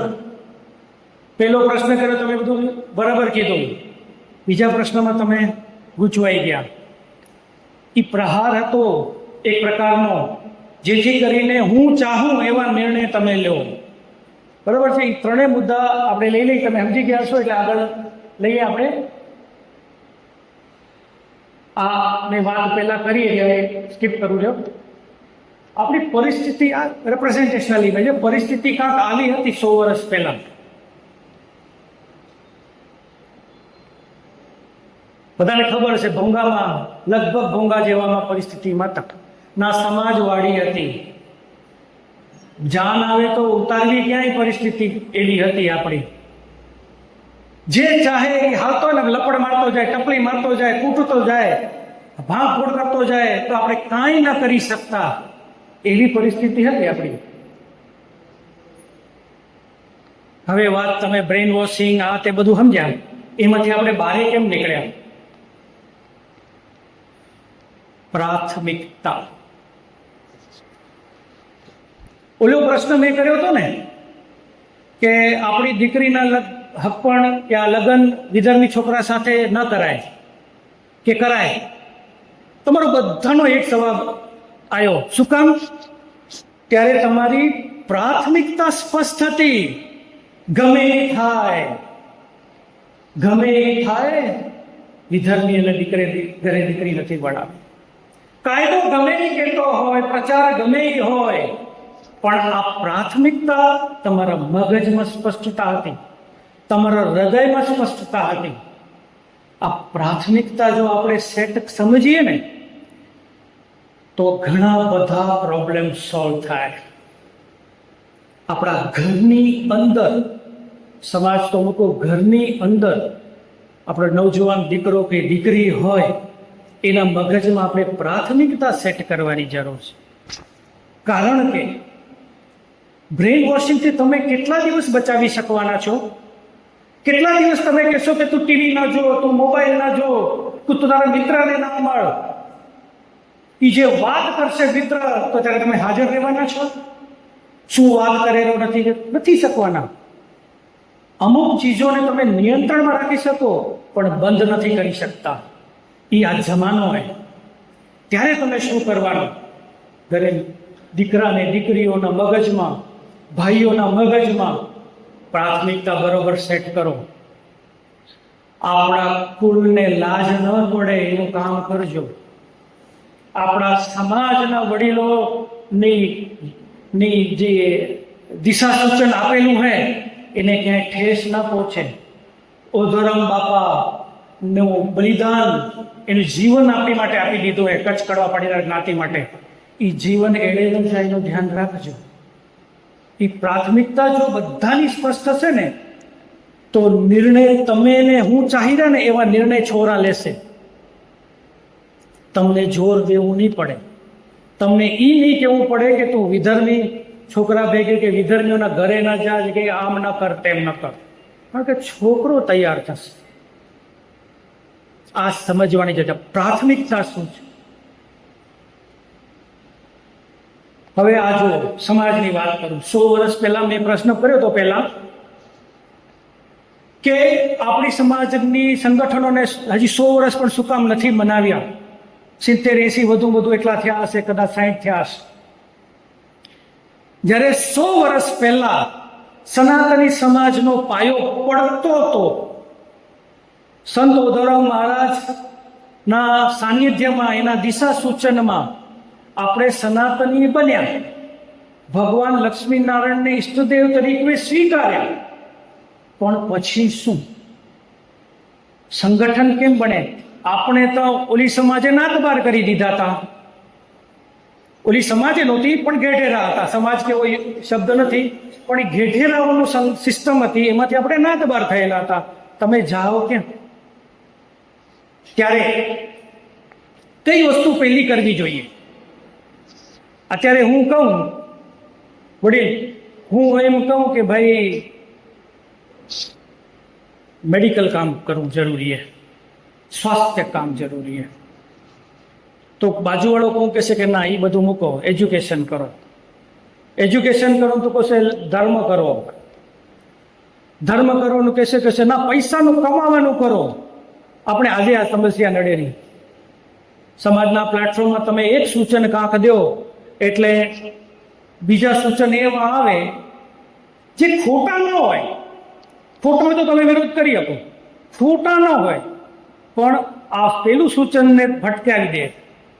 તમે પોતે વિચારતા થઈ જાઓ કે સારું સાચું કરવું શું, હોસ્ટેલ બાંધાવી કે સ્કૂલ બાંધાવી?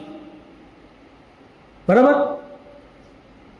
જ્યારે 100 વર્ષ પહેલા સનાતની સમાજનો પાયો પડતો હતો ત્યારે જે સમસ્યાઓ સમાજ સામે હતી એનો એક થોડો આછો ચિતારા છે.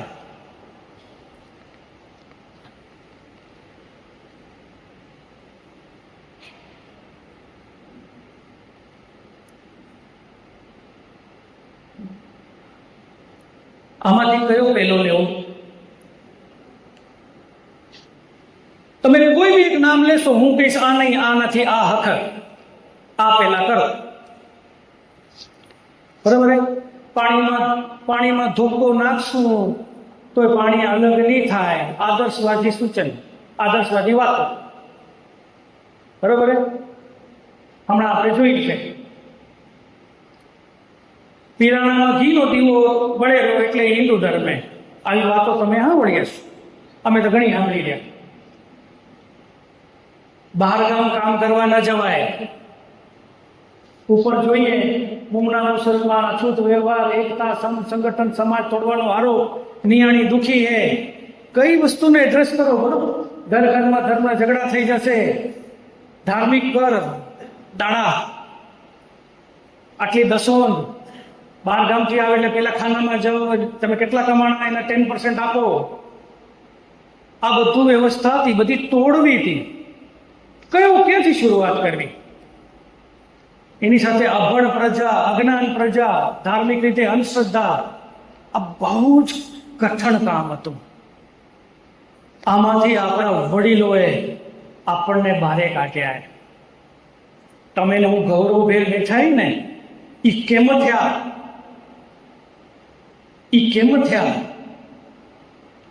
એ આપણે જોઈએ. એ વડીલો શું પ્રાયોરિટી નક્કી કરી? પેલું ધર્મ પરિવર્તન કરી સનાતની બનાવ્યા. મેં શું કીધું હતું ને, વિચારધારાનો વિનાશ, ધર્મ ભ્રષ્ટ કર્યો. એટલે રિવર્સ પેલા ધર્મથી થાય. તમારું પ્લેટફોર્મ જેના ઉપર તમે ઊભા છો એ જ મજબૂત નહીં હોય તો તમારું સંગઠન કદી નહીં હાલે. એ બાપાઓ સમજી ગયા. બાકી બધા એની સામે શીલ છે, નાના છે મુદ્દાઓ. આપણે લક્ષ્મીનારાયણ ભગવાન ઈષ્ટદેવ તરીકે આપ્યા અને સનાતની બનાવ્યા. બીજું કામ કર્યું, સમાજ વ્યવસ્થા. ઘેટેરાઓની હાથમાંથી આપણે છૂટ્યા, પણ આપણને એક સૂત્રે બાંધવા સમાજ વ્યવસ્થા ડેમોક્રેસીના માધ્યમથી આપણને આપી. આપણને જોઈને પછી એ લોકોએ બહુ 50 વર્ષ વાંહેથી ગોળવા, 50 વર્ષ વાંહેથી એ લોકોએ શીખ્યા અને પછી બન્યા. પણ આપણે રાહ બતાવવાવાળા આપણે હતા, આપણા વડીલો હતા, એ દૂરંદેશીવાળા. એને સમાજ વ્યવસ્થા આપી, કાકાઓ મુખ્યો અને જુલમી ઘેટરોથી મુક્તિ આપી. એટલું નથી, એના લીધે જે ધાર્મિક કરો, જેને આપણી ગરીબીનું મુખ્ય કારણ હતું, એ ધાર્મિક કરોમાંથી પણ આપણે છૂટ મળી અને આપણી આર્થિક પરિસ્થિતિ વધી. ધાર્મિક કરોની વાત આવે તો એક ભાષણ મેં વાંચ્યું હતું એ સમયમાં, એટલું હૃદય હલાવી નાખે એવું હતું. ફરજિયાત કેવી હતી, મજબૂરી કેવી હતી. એકને એક કમાવો દીકરાનું અકાળે નિધન થાય, ઘરમાં કોઈ બીજું કમાવાવાળું મળે નહીં, વૃદ્ધ માતા પિતા, એમના ઘરવાળી અને એક નાનકડું છોકરું હતું જે દૂધ પીતી મોટું થતું હતું, દૂધ જ પીતું હતું. જેઠેરાઓ આયા, ના, તને દાડો કરવો પડશે. દાડો એટલે જમાડવાનો. ગામના બધા આગેવાના મોટાને તો જમાડવાનો, એના પૈસા દેવાના, લાગા દેવાના. તો કે મારા કને કાંઈ જ નથી બાપા, કાંઈ જ નથી મારી કને, શું કરું? તો કે આ ગાય ને ગાય વેચ. એ નાનકડું છોકરું જેના પરથી પડીને મોટું થતું હતું એ ગાય વેચાવી રહ્યા. આ જુલ્મ કેટલો હતો!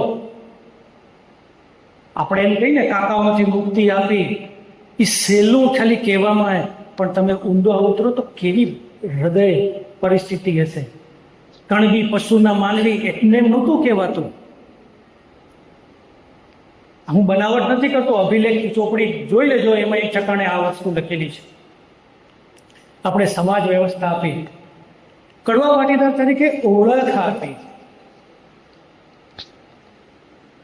ઊંઝાથી જોત લઈ આવી, વાંઢાઈની માતાજીનું મંદિર આપ્યું આપણને. મંદિર એટલે એ પાણાનું ઈંટનું સ્ટ્રક્ચર નથી, તમને ને મને ને ભેગું કરવાનું એક માધ્યમ છે. આપણી આસ્થાને ટકાવી રાખવાનો માધ્યમ છે. આપણે ઓળખ આપી, વગર ઓળખ કોણ? આ તમે કોણ? આપણે ગૌરવથી કહે ને કચ્છ કડવા પાટીદાર, એ કેને આપી?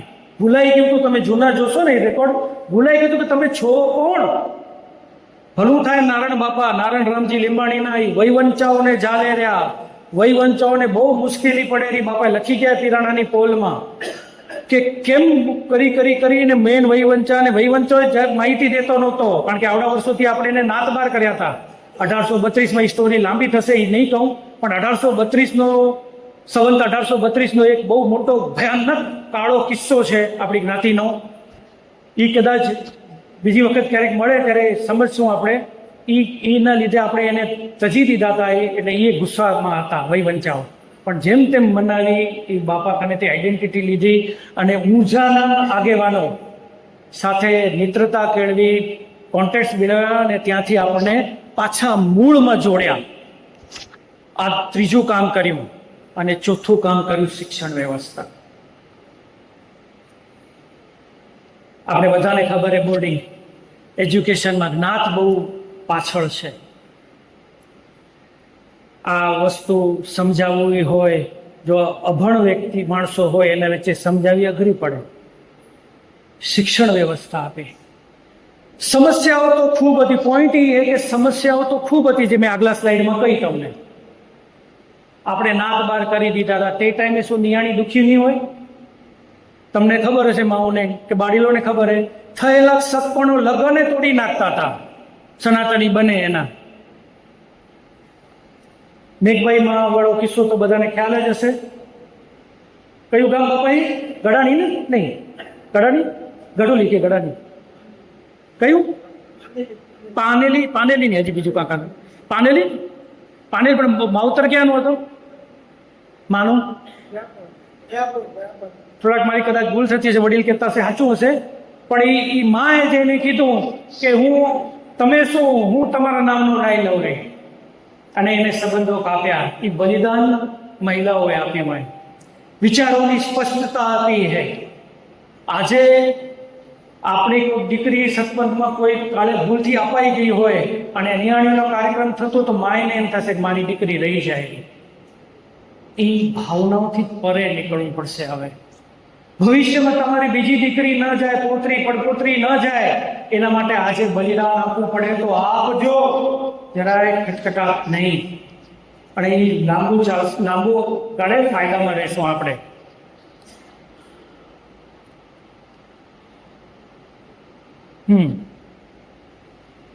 આ ભૂલાઈ ગયું. 100 વર્ષ પહેલા શું ભૂલી ગયા હતા આપણે? હિન્દુ રીત રિવાજો ભૂલાઈ ગયા હતા આપણે. હમણાં આપણે અહીંયા કાર્યક્રમ થયો, મહારાજે શું બોલ્યા? સંસ્કૃતના શ્લોક બોલ્યા. આપણે શું બોલત? ઓમ ભગવાન બિસ્મિલ્લાહ રહેમાન રહીમ સદગુરુ પાત્ર બ્રહ્મા ઇન્દ્ર હિમાંશા આદિ વિષ્ણુ નિરંજન નબી મોહમ્મદ શાહ તમારી દુઆ હક લા ઇલાહા મોહમ્મદુર રસૂલુલ્લાહ. હે ને? સાંભળ્યું હશે કોઈ કે. હવે હું બોલ્યો એ હિન્દુ હતું કે મુસલમાન? બોલો પેલા એક પ્રશ્ન કરી હાલો. ના ના ના, એમ નહીં. હિન્દુ હતું કે મુસલમાન? હે ના, ઉર્દू તો ભાષા, એમાં બ્રહ્મા હે, વિષ્ણુ હે, તમે થોડી ઉર્દू હે. તાક્યા પદ્ધતિ સાચી, પણ તમે આર્ગ્યુમેન્ટ કરો કે આ હિન્દુ હે કે મુસલમાન, જો હું જવાબ કા મુસલમાન, એમાં બ્રહ્મા હે, હિન્દુ હે, ઇન્દ્ર હે. હે ના, એવું તો ક્યાંય નથી. હે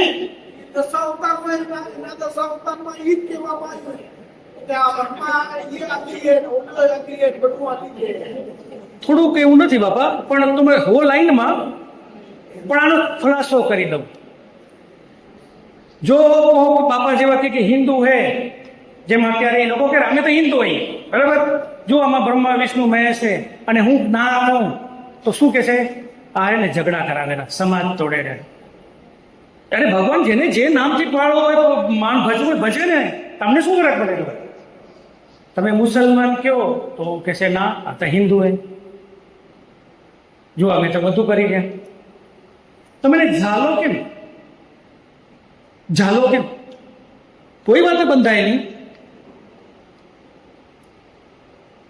ઝાલવો હોય તો એનો અર્થ સમજવો પડે.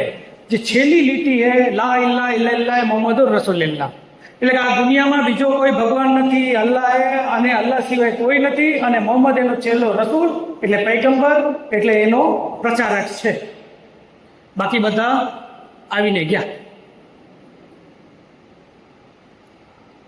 બાકી બધું જે બોલ્યા ને એ તમારા મારા જેવા ભોળા લોકોને ખેંચી આવવા માટે હતું, અને તમે ખેંચીને અંદર ફસાઈ ગયા એટલે લા ઇલાહા ઇલ્લલ્લાહ કરી દીધા અને તમને મુસલમાન કરી દીધા.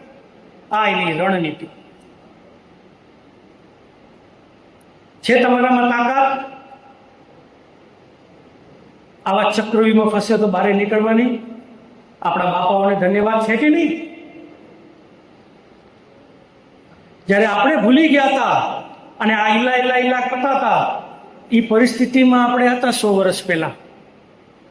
હિન્દુ રિવાજ, કર્મકાંડ, પૂજા પદ્ધતિ બધું જ ભૂલી ગયા હતા. ત્યારે સનાતની જ્ઞાતિને એક તાંતણે આપણા વડીલોએ બાંધી, આપણને પાછા મંત્રો આપ્યા, પાછા ગૌરવભાઈ ભગવાન આપ્યા. એના તમે ને હું વારસદાર છીએ અને વાહક પણ છીએ. આજ પછી તમારે બધાની બહુ જ જવાબદારી બનેલી કે આપણા આનો કઈ ઠેસ ના પહોંચે. કદાચ ભૂતકાળમાં ના ખબર હોય, થઈ ગયું હોય, પણ હવે ન થાય એ આપણી બધાની જવાબદારી. હવે કેન્દ્ર સમાજમાં શું હોય, કાંઈ થતું તો નથી, ખાલી વાતું કરે ને. બાપા બેઠો હોય મંચ ઉપર કરે, એમાં ચંદ્રકાંત જેવાને ગોતી આવે ને વાહ વાહ કરે ને બાપાની ભેગી થઈ જાય વાહ વાહ. આવું હે, કરવા વાળા વાતો કરે. પણ કેન્દ્ર સમાજ પાસે એક જાદુની છડી છે. આપણે બધાને ખબર છે, બધાએ વાપરી છે, પણ આપણે ખબર નથી કે જાદુની છડી અને કેમ કામ કરેલી, એનું રિઝલ્ટ કેમ આવેલું. જ્ઞાતિનું બંધારણ તમે જોયું હશે, વાંચી લીધું. બહુ જ જૂજ જ્ઞાતિ હશે જેનું જ્ઞાતિનું બંધારણ છે. લગ્ન થાય ત્યારે દીકરીને શું આપવું, થનાર વહુને શું આપવું, વૈવાહિક પક્ષ એ. કારણ કે આપણે તો પેલા કાલમાંથી લગ્ન કરતા હતા, તો રીત રિવાજો કેમ પાળવા, મરણ થાય ત્યારે શું કરવું, આ બધા નિયમો જ્ઞાતિને બાંધવા માટેના છે. એમાં મહિલા વર્ગનો મોટો રોલ હોય છે. ત્યારે વડીલોએ સામાજિક, આર્થિક પરિસ્થિતિ, બૌદ્ધિક પરિસ્થિતિ સમજીને સૌથી પહેલા વર્ષ 1944માં જ્ઞાતિનું બંધારણ બનાવ્યું. 1944. આપણે એમ કઈ જાનમાં 150 જણા જવા જોઈએ, હે આવા નિયમો હાલતા હોય કે મારા કને પૈસા હું 500 માણની જાન બોલાવું, તમારું શું જાય? હે બાપા, આવી તોછડી વાત કરવા વાળા હોય, તમને કદાચ આવા મળ્યા હશે, અથવા તમને કદાચ આવો વિચાર આવ્યો હશે, અથવા કહેતા હશે કોઈક આવો, એના સામે જવાબ શું દેવો હોય ખબર નહીં હોય. એને એ સમજાવો છો કે જ્ઞાતિના રીત રિવાજો શું કામ કરી હોય. એ જો ના હોત ને તો તમારા મારા જે હક સગાઈ કે હક પણ કે સંબંધ ન બંધાય. એ જ્ઞાતિના રીત રિવાજો એ સાધન હતું અને માધ્યમ હતું અધિવેશન, જે હમણાં 2023માં છેલ્લું થયું. સૌથી પહેલું અધિવેશન 1920માં કરાચી ખાતે થયું. એ અધિવેશનોના માધ્યમથી જ્ઞાતિ સુધારવાના કાર્યો થયા. એટલે અધિવેશનમાં 50-60 લાખ માણસો આવે અને ખાઈ પીને મોજ કરીને હાલ્યા જાય એવું નથી.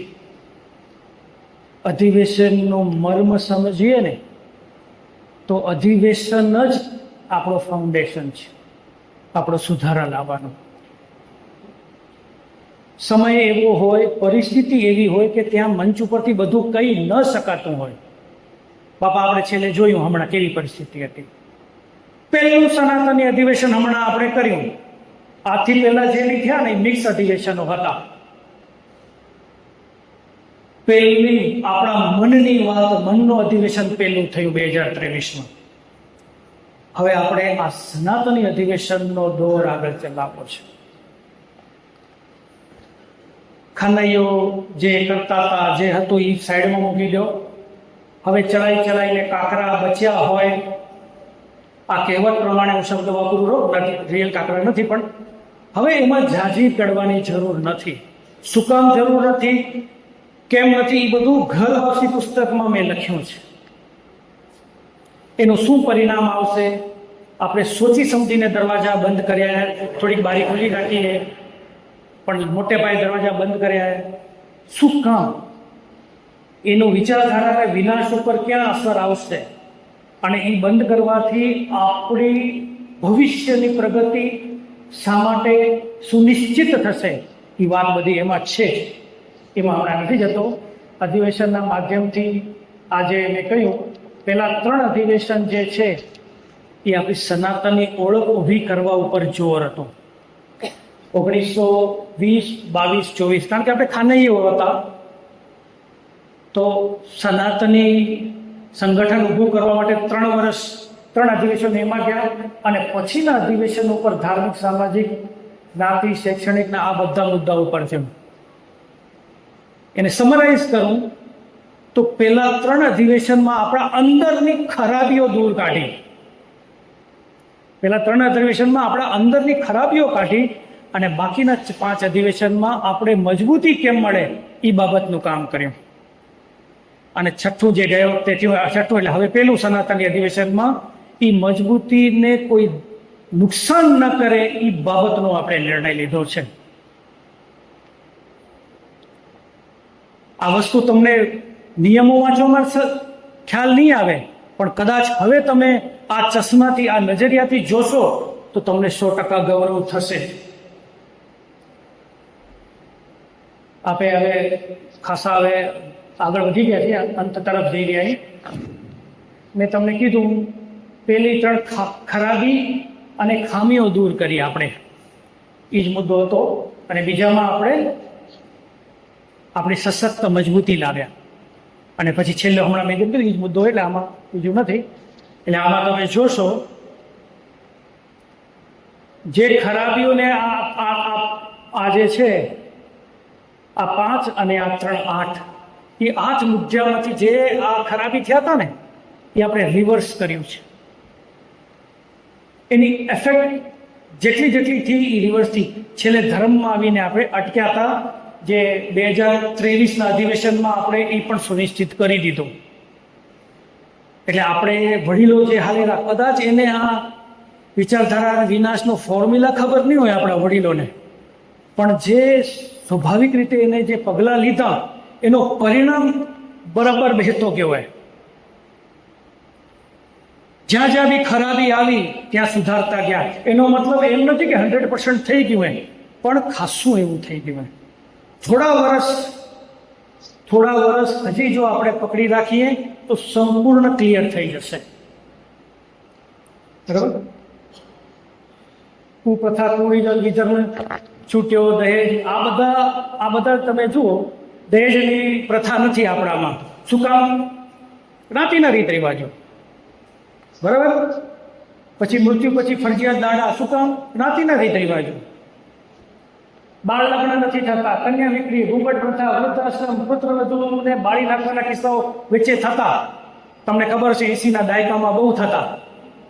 આ બધી આપણી ખરાબીઓ, કમીઓ, ખામી કેમ આપણે બહાર કરી શકીએ? અહીં આજે અમુક જ્ઞાતિઓ કોઈને નામ નથી લેતો, આજે વ્યસન ડૂબ છે, એના ઘરમાં છે. માણસ કમાઈને પછી ઘરે પહોંચેલો પેલો દારૂ પીએરો અને ઘરે આવીને કૂટ ખાયરો. આપણામાં શું કામ પ્રમાણ બહુ જ ઓછું હોય? જ્ઞાતિના રીત રિવાજોના કારણે વચ્ચે ઢોંગી બાવાઓનું બહુ વચ્ચે હાલી પડ્યું હતું. આપણા મીડિયામાં આવે, વડીલો તરફથી કહેવામાં આવે, ભાઈ ખૂબ અંધશ્રદ્ધામાં ના પડો, શ્રદ્ધા હોવી જોઈએ, અંધશ્રદ્ધા ના ચાલે. એ કહેશે કોણ આપણને? એ જ્ઞાતિના રીત રિવાજો. પછી સારા કામો, સમૂહ લગ્ન, દીકરીનું શિક્ષણ, પુનર્લગ્ન, સાદાઈથી લગ્ન, આ બધા કલ્યાણકારી યોજનાઓ થાય રહ્યું. આ બધું કોણ કરે રહ્યું? આના લાભો તમને કોઈ ગુણગાન નથી ગાતું, પણ આ તમને બધાને લાભ મળેલો આ બધાનો. આ બધું થાય રહ્યું કેના છત્રછાયામાં? અત્યારે ગોપાલ બાપાના છત્રછાયામાં કેન્દ્રીય સમાજના આગેવાની હેઠળ થાય રહ્યું. આના બધા લાભો તો આપણે લઈ ગયા. બરાબર. આપણે ઘરને આપણે પોતાને ટચ થયા, તો કાલે ઉઠીને કોઈ એમ કે કેન્દ્ર સમાજથી શું લાગે વળગે, તો એને આ બતાવશું. આપણે તો અહીંયા કોલ્હાપુરમાં આપણે નખત્રાણા જતાય નથી, કચ્છમાં જતાય નથી. અરે ભલે તમે નથી જતા, તમને ખબર નથી તમને કઈ મોટો લાભ પહોંચે રહ્યો. આ છે કેન્દ્ર સમાજ, સનાતની વડીલો. આ થોડા શૂન્યમાંથી સર્જન. 100 વર્ષ પહેલા આપણે કને કાંઈ નહોતું. આપણા જે પૈસા હતા 10 ના એ તિરાણે મૂકીને હાલ્યા હતા. આપણે કાંઈ નહોતું, એમાંથી આવડું બધું કરી ગયા. તમે વાંચી શકો રહ્યા. બરાબર. એ કેમ થયું હશે? કેટલી મિલકતો છે.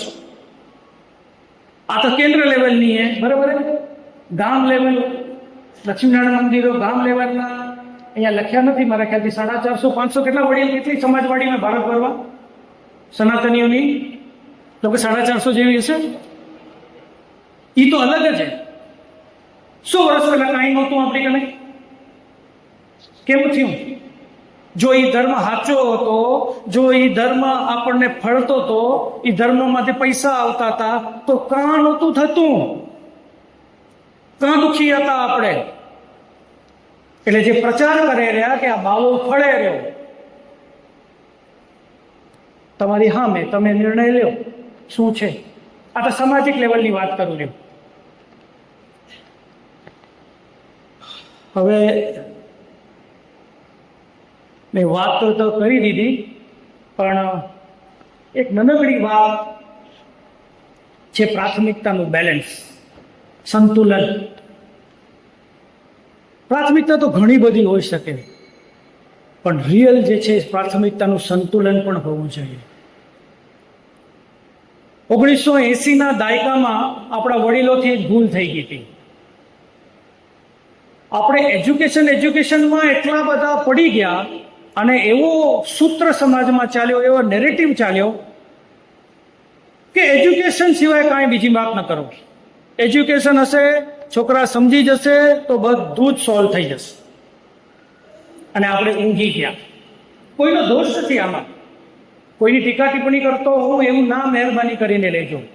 પરિસ્થિતિ એવી હતી તે ટાઈમે. આપણે કદાચ એટલી દૂરંદેશી નહીં થઈ હોય આપણામાં. એના પરિણામે શું થયું? 1985ના અરસામાં સતપંથમાં તાકિયા રમાણો એજ્યુકેશનના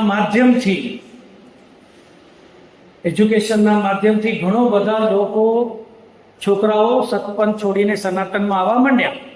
હવે એને રોકવું આ કેમ? તો એને શું કર્યું? સતપંથના શાસ્ત્રોનું ભાષાંતર કર્યું. અલી કયો તો ખબર પડે ને મુસલમાને, એટલે એનું નામ ભરી દેવાનું, નિષ્કલંકી નારાયણ. હવે તમે કયો મુસલમાને એમાં લખ્યું મોહમ્મદ, શાસ્ત્રોમાં મોહમ્મદ, તો એને મહાદેવ કરી નાખો. શાસ્ત્રો બદલ્યા. હવે હું પ્રશ્ન પૂછું, બાઇબલ આપણે બધાને ખબર છે ને, બાઇબલ ક્રિશ્ચન ધર્મનો ગ્રંથ, અંગ્રેજી ભાષામાં માનીને હાલે, અંગ્રેજી ભાષામાં મૂળ ગ્રંથ છે. હવે એ ગ્રંથનો હું ભાષાંતર કરું હિન્દીમાં, તો એ ક્રિશ્ચન ધર્મ હિન્દુ બને કે ના બને? ના બને. ખાલી ભાષાંતર થયું ને, ધર્મ તો એ છે. એવી રીતે સતપંથના શાસ્ત્રોમાં જો હું ભાષાંતર કરી દઉં, એમાં ઇસ્લામી, ઉર્દુ, અરબી શબ્દો કાઢી સમાનાર્થી હિન્દુ, સંસ્કૃત, ગુજરાતી શબ્દ મૂકી દઉં, તો એ ધર્મ હિન્દુ બને. પણ આપણે બન્યા 1985માં એ થયું. સાધુ સંતોને ભરમાવામાં આવ્યા કે ભાઈ અહીંયા ને મુસલમાનોનો બહુ ત્રાસ છે, તમે અમને સહયોગ કરો, અમે તો બધાને હિન્દુ કરવા માંગી રહ્યા. VHP RSSને કીધું તમે અમને પ્રોટેક્શન આપો. એ લોકો કોઈ ઊંડા ઉતર્યા નહીં. એ લોકો કોઈ એવું ના જોયું કે અત્યારે એ કરે રહ્યા એનું પરિણામ કચ્છ કડવા પાટીદાર જ્ઞાતિના સનાતની સમાજ ઉપર શું આવશે, ત્યાં શું થઈ રહ્યું હોય. કારણ કે કોઈ બી માણસ હિન્દુ બનવા માંગતો હોય તો સ્વાભાવિક કે બીજો હિન્દુ આંખ બંધ કરીને સપોર્ટ કરવા લાગે. રમત હોય એમાં સમજીને એ કોઈ કલ્પના પણ ના કરે. એ ઊંડી રમત હતી જે આપણા વડીલો સમજી નહોતા શક્યા. એટલે જે પ્રાથમિકતાની વાત આવે આપણે આ પણ સમજવાની જરૂર છે. એટલે અત્યારે પણ થોડીક અમુક બાબતો એવી ચાલુ હોય, વડીલ હું હમણાં નહીં કહું, બીજી વખત ક્યારેક કહેશું.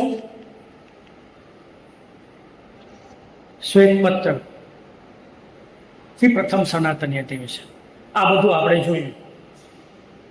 7/8/2009 પહેલો શ્વેતપત્ર આવ્યો, ઊંઝાનો ચુકાદો આવ્યો, અમલીકરણની સભા બોલાવી, સતપંથ તરફથી નકારાત્મક પ્રતિક્રિયા મળી. નથી આવું. કેટલી તકલીફ પડી હશે આપણા વડીલોને, આગેવાનોને. તમે જોશો, નોંધ કરશો કે જ્યારે બી સતપંથને લઈને કોઈ સમાધાનની વાતચીત થાય તો લગભગ સનાતનીઓને નીચું જોવું પડ્યું હોય. રમેશભાઈ વાગડિયાની શબ્દો કહું તો સમાધાનની જગ્યા પર શરણાગતિ સ્વીકારીને આવ્યા, સાચા હોવા છતાં. પણ ઊંઝાનો ચુકાદોમાં સનાતની કેમ જીત્યા? એક પણ પોઈન્ટ એના ફેવરમાં નથી. ઊંઝાના ચુકાદામાં મહેનતો થઈ હશે ને આપણા વડીલોની, બાપાઓની, એના મીઠા ફળ આપણે ખાઈ રહ્યા. જો જરા વિચારો કે હમણાં એ ચુકાદો આપણા ફેવરમાં ન હોત તો આપણે ક્યાં પરિસ્થિતિ હોત? બરાબર. એટલે સમય પૂરું કરવા જઈ રહ્યો હું. એટલે આ વસ્તુ તમને 2008માં જે વડીલો હિંમતભાઈ હોય, રમેશભાઈ વાગડિયા હોય, આદરણીય આપણા વડીલ ગંગારામ બાપા હતા, પ્રેમજીભાઈ ગુજરી ગયા, વસંત ધોળુ હતા, આ બધા વડીલોએ ખૂબ મહેનત કરી. આની અંદર 3 જણા તો આપણે 3 ને 4 વિરલા તો આપણે ખોયા. ગંગારામ બાપા, પ્રેમજીભાઈ, વસંત ધોળુ ને હરિભાઈ તો તમારા હતા. આનો બલિદાન વ્યર્થ ન જાય, કાલ જોવાની જરૂર છે. હવે આ જવા દઉં. મૂળ સડકથી સમસ્યા સમાજમાં આપણે સમાચાર પત્રોમાં ક્યાંક વાંચતા હશો, છૂટાછેડા સડકથી સમસ્યા છે, સગપણ સડકથી સમસ્યા છે, બરાબર છે, એજ્યુકેશન, મેડિકલ સડકથી સમસ્યા. વાતો બધી થાય. પણ ઊંડાણથી મૂળ સળગતી સમસ્યા એ છે કે આપણા વચ્ચે પ્રાથમિકતા શ્રેષ્ઠ નથી. ગોપાલ બાપુ કાંક કે તો બીજો બોલે, તો મહિલા ત્રીજું બોલે, પણ આપણે ભેગા મળીને આપણે સમસ્યાઓ ઘણી બધી, સમસ્યાઓ ઘણી બધી, એક ઉપાયથી બધી સમસ્યાઓ નહીં નીકળે. પણ આપણે નક્કી કરવું પડશે કે પહેલી સમસ્યાને કઈ રીતે સોલ્વ કરવી. એ જ વસ્તુ ઘરમાં પણ આપણે લાગુ પડે નહીં. આ જો તમે હું કીધું એ તમારા મગજમાં ઉતર્યું હોય તો ઘરમાં પણ તમે આ ફોર્મ્યુલા વાપરો. ઘરમાં સમસ્યાઓમાં ઘણી બધી સમસ્યાઓ, અને સમસ્યા તો માણસ જીવશે ત્યાં સુધી રહેનારો, મર્યા બાદ કોઈ સમસ્યા નથી. તો સમસ્યાને પ્રાથમિકતા આપી અને બધાને એકમત કરવા, એ મૂળ સમસ્યા છે. એ સમસ્યાનો જો આપણે નિવારણ લાવી દીધું તો આપણો સમાજ સોનાનો સમાજ થઈ જશે. એમાં કોઈ બેમત નથી. વિચારધારાની પુનઃસ્થાપના હવે મેં વાત કરી દીધી છે.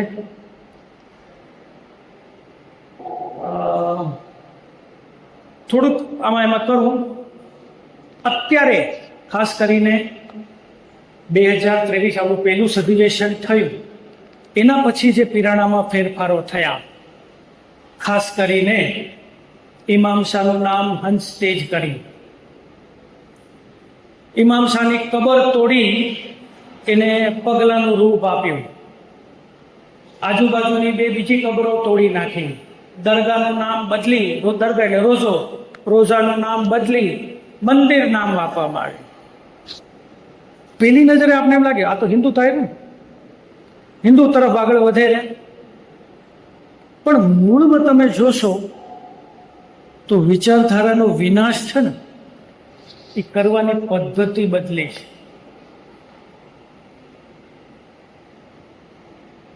જો એને સાચે સનાતન માટે લાગણી હોય, મારી ભૂલ થઈ ગઈ હતી ભૂતકાળમાં, હવે મને એમ થયું કે મારે ભૂલ સુધારવી છે. મને ખબર પડી કે ઇમામ શાહ યોગ્ય નહોતા, તો એનું નામ બદલું કે ઇમામ શાહને છોડી દઉં. અને હું નામ બદલતો હોઉં તો મતલબ મારી લાગણી સનાતન માટે નથી. મને દેખાવ કરવો હોય, મને ડોળ કરવો હોય કે હું સનાતની હોઉં, જેથી કરીને બીજા સનાતનીઓ મને એની બાજુમાં આવવા દે, બેહવા દે, એવું આપણે સમજાય, એવું આપણે સમજાય. આ વાત સમજવાની જરૂર છે. આ વાત સમજવા માટે એક નાનકડી વાત બીજી સમજવી છે કે સતપંથમાં હિન્દુના તત્વો હે, મુસલમાન તત્વો હે. હિન્દુના વિષ્ણુ ભગવાનના 9 અવતારો છે, એક જ અવતાર 10મો નિષ્કલંકી અવતાર એ મુસલમાન છે. તો નક્કી કેમ કરવાનું સતપંથ શું છે? 9 અવતાર વધારે કે 10મો અવતાર વધારે? ભજનમાં મધરાતની પૂજા કરેલા, દફન વિધિ કરેલા, શું વસ્તુ એના કનેથી આપણે છોડાવી? આ બરોબર પ્રશ્ન છે કે શું વસ્તુ એના કને છોડાવી જેથી કરીને એ સનાતની બને? તમે અત્યારે વિરોધ કરે બાપા તો કે અમે હવે મધરાતની પૂજા બંધ કરી દીધી, અમે આ પૂજા હવે આમ નહીં કરી, તમે કહો એમ કરશું, પણ અમે તમે અમને સ્વીકારો. એના માટે સમજવું એ પડશે કે સતપંથમાં ઇસ્લામી બીજ શું હોય. બાકી બધા એને ક્રિયાકર્મો છે, કર્મકાંડો છે, દફન વિધિ કરવી, પૂજા કરવી. ઇસ્લામી બીજ જો સતપંથમાંથી આપણે કાઢી નાખશું તો જ એનું સોલ્યુશન આવશે, નહીં તો નહીં આવે. ઇસ્લામી બીજ શેનામાં છે? તો ઇસ્લામી બીજ 4 વસ્તુમાં છે. પહેલું નિષ્કલંકી નારાયણ, કે એનો અલી, એનો ઈષ્ટદેવ મૌલા અલી, એ નીકળવો જોઈએ. બીજું ઇમામ શાહ. અલીનું નામ નિષ્કલંકી નારાયણ રાખવો તો એ અલી જ રહેલો, ઇમામ શાહનું નામ હંસતેજ રાખવો તો ઇમામ શાહ જ રહેલો, ઇમામ શાહ નીકળવું જોઈએ. ત્રીજું સતપંથના શાસ્ત્રો બદલવા જોઈએ. જ્યાં સુધી ભરમાવેલી વટલાવાવાળી 10 અવતાર ગ્રંથ વાંચશે, જ્યાં સુધી એના બીજા શાસ્ત્રો વાંચશે, સનાતન હિન્દુ ધર્મના શાસ્ત્રો નહીં વાંચે ત્યાં સુધી પાછા સત્સંગમાં ચોંટી જશે. અને ચોથું છે પીરાણાની દરગાહ, ઇમામ શાહની દરગાહ. એને તમે મંદિર નામ આપો તો એ દરગાહ મટી નથી જતી. આ 4 વસ્તુ મહત્વની છે. બાકી બધી એની આજુબાજુ વળેલા હિન્દુ દેખાવો છે, હિન્દુઓને આકર્ષિત કરવા માટે. આ 4 વસ્તુ આપણે ફોકસ કરવી છે. અને એ અત્યારે જે કંઈ બી ફેરફારો થયા પીરાણામાં, જે મેં તમને કીધા, એ 4 વસ્તુ છોડવા માટેના નથી, પણ એ 4 વસ્તુ વધુ મજબૂતીથી પકડી રાખવા માટે અને બીજા લોકોને ખબર પણ ના પડે એ રીતે પકડી રાખવા માટે છે. ઇમામ શાહને છોડવો તો છોડી શકતા હતા, પણ એને હેમસ્ટેજ દીધું એટલે એને પકડી તો રાખ્યો, પણ બીજાને ખબર ના પડે, એને એમ લાગે કે ઇમામ શાહ છૂટ્યો. દરગાહનું નામ કરી, રોજાનું નામ કાઢીને મંદિર કર્યું. શું કામ? છોડવું તો છોડી શકતા હતા ને. તમે ને હું છોડીને જાય ને, આપણા પૂર્વજો પહેરે કપડે હાલે અહીંયા પીરાણાથી, એક પૈસાની લાલચ નથી રાખી, તો આપણા નથી છોડી શકતા. પણ એને છોડવું નથી. શાસ્ત્રો બદલવામાં તો કોઈ નડતું નથી ને. તમને કોઈ કહીએ કર્યું કે તમે આ જ શાસ્ત્ર વાંચો, કોઈ કાયદો કર્યો, કોઈ માણસ કર્યું, તમને ખબર પડી કે હું ખોટા શાસ્ત્ર વાંચું રહું, આ રવાના હિન્દુ શાસ્ત્ર વાંચી કેટલી વાર લાગે રહી? કોઈ રોકીએ કર્યું? કાં નથી કરતા? લાગણી ક્યાં છે? આ બધી વાતો છે. એટલે એ પલટાવાની વાત જે છે એ પણ આપણે ધ્યાન રાખવાનું. હમણાં જે કંઈ બી ફેરફારો થાય ત્યાં એનાથી આપણે ભરમાવાનું નથી. ક્યાંક આપણે એને ટેકો ના આપી દઈએ જાણતે અજાણતે. ગોપાલ બાપાનો આદેશ કે જે બી કેન્દ્ર સમાજનો આદેશ આવે નહીં ત્યાં સુધી આપણે આપણી જે કરી જાય એ બાબતમાં કોઈ ફેરફાર કરવો નથી. હવે થકી ગયું. સારાંશમાં જે મેં તમને કહ્યું, આ લાસ્ટ સ્લાઇડ છે. પ્રાથમિકતા અને કેન્દ્ર સમાજનું મહત્વ, આ 2 વસ્તુ તમારે સમજવાની છે. આપણે, તમારો, મારો, આપણી ભવિષ્યની પેઢીનો જો શું કહેવાય, સારો, શું કહેવાય બાપા, હું શબ્દ ભૂલી ગયો અત્યારે, પણ ભવિષ્ય ઉજ્જવળ રાખવું હોય, એ કદાચ પરફેક્ટ શબ્દ હોય, અને શું કહેવાય ડેન્જરમાં ના મૂકવું હોય ભવિષ્યને, તો આપણે આ વસ્તુ ધ્યાન રાખવી પડશે. જ્યાં સુધી કેન્દ્ર સમાજનું મહત્વ આપણે ટકાવી રાખશું ને, મહત્વ કોણ ટકાવે કેન્દ્ર સમાજનું? આપણે જ ને. કેન્દ્ર સમાજ એટલે કોણ? તમે ને હું જ નહીં. આપણે સ્થાનિક સમાજોમાં ભેગા થઈને કેન્દ્ર સમાજ બનેલી ને. આપણે જો મહત્વ ટકી રાખશું તો આપણું ભવિષ્ય સુધરેલું રહેશે, આપણું ભવિષ્ય સુનિશ્ચિત રહેશે. સુનિશ્ચિત વર્ગ તરફ ભૂલી જતો હતો. અને પ્રાથમિકતા સેટ કરીએ.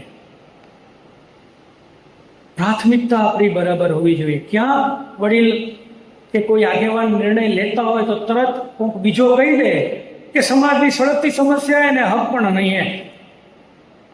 પ્રથમ દર્શી એમ લાગે હા સાચી વાત છે, હક પણનો પ્રોબ્લેમ છે. પ્રોબ્લેમ ના નથી છે, પણ ધર્મનો પ્રોબ્લેમ છે ને સૌથી વધારે છે. એ બાબતની પ્રાથમિકતા રાખવી પડશે આપણને. તો આટલી વાત કરીને મારી વાત પૂરી કરું. આમાં ક્યાંક મારાથી કોઈની ભાવના ને ઠેસ પહોંચી હોય, ક્યાંક અપશબ્દ નીકળી ગયા હોય તો એ ભૂલ મારી છે, સમાજની નથી. એનું જે બી કાંઈ બી હોય તમે મને જ કહેજો, છાનુમનું કહેજો, જાહેરમાં જે કહેવું કહેજો. સમાજની નથી, કેન્દ્ર સમાજનો કોઈ લાભે વર્ગે નથી. અને મેં મારી સાચી નિષ્ઠાથી જે કહેવાનું હતું એ મેં ખુલ્લા હૃદયથી તમને કહ્યું હોય. કાંઈ વધઘટથી હું તો માફ કરજો. ખૂબ ખૂબ ધન્યવાદ. એકદમ આભાર.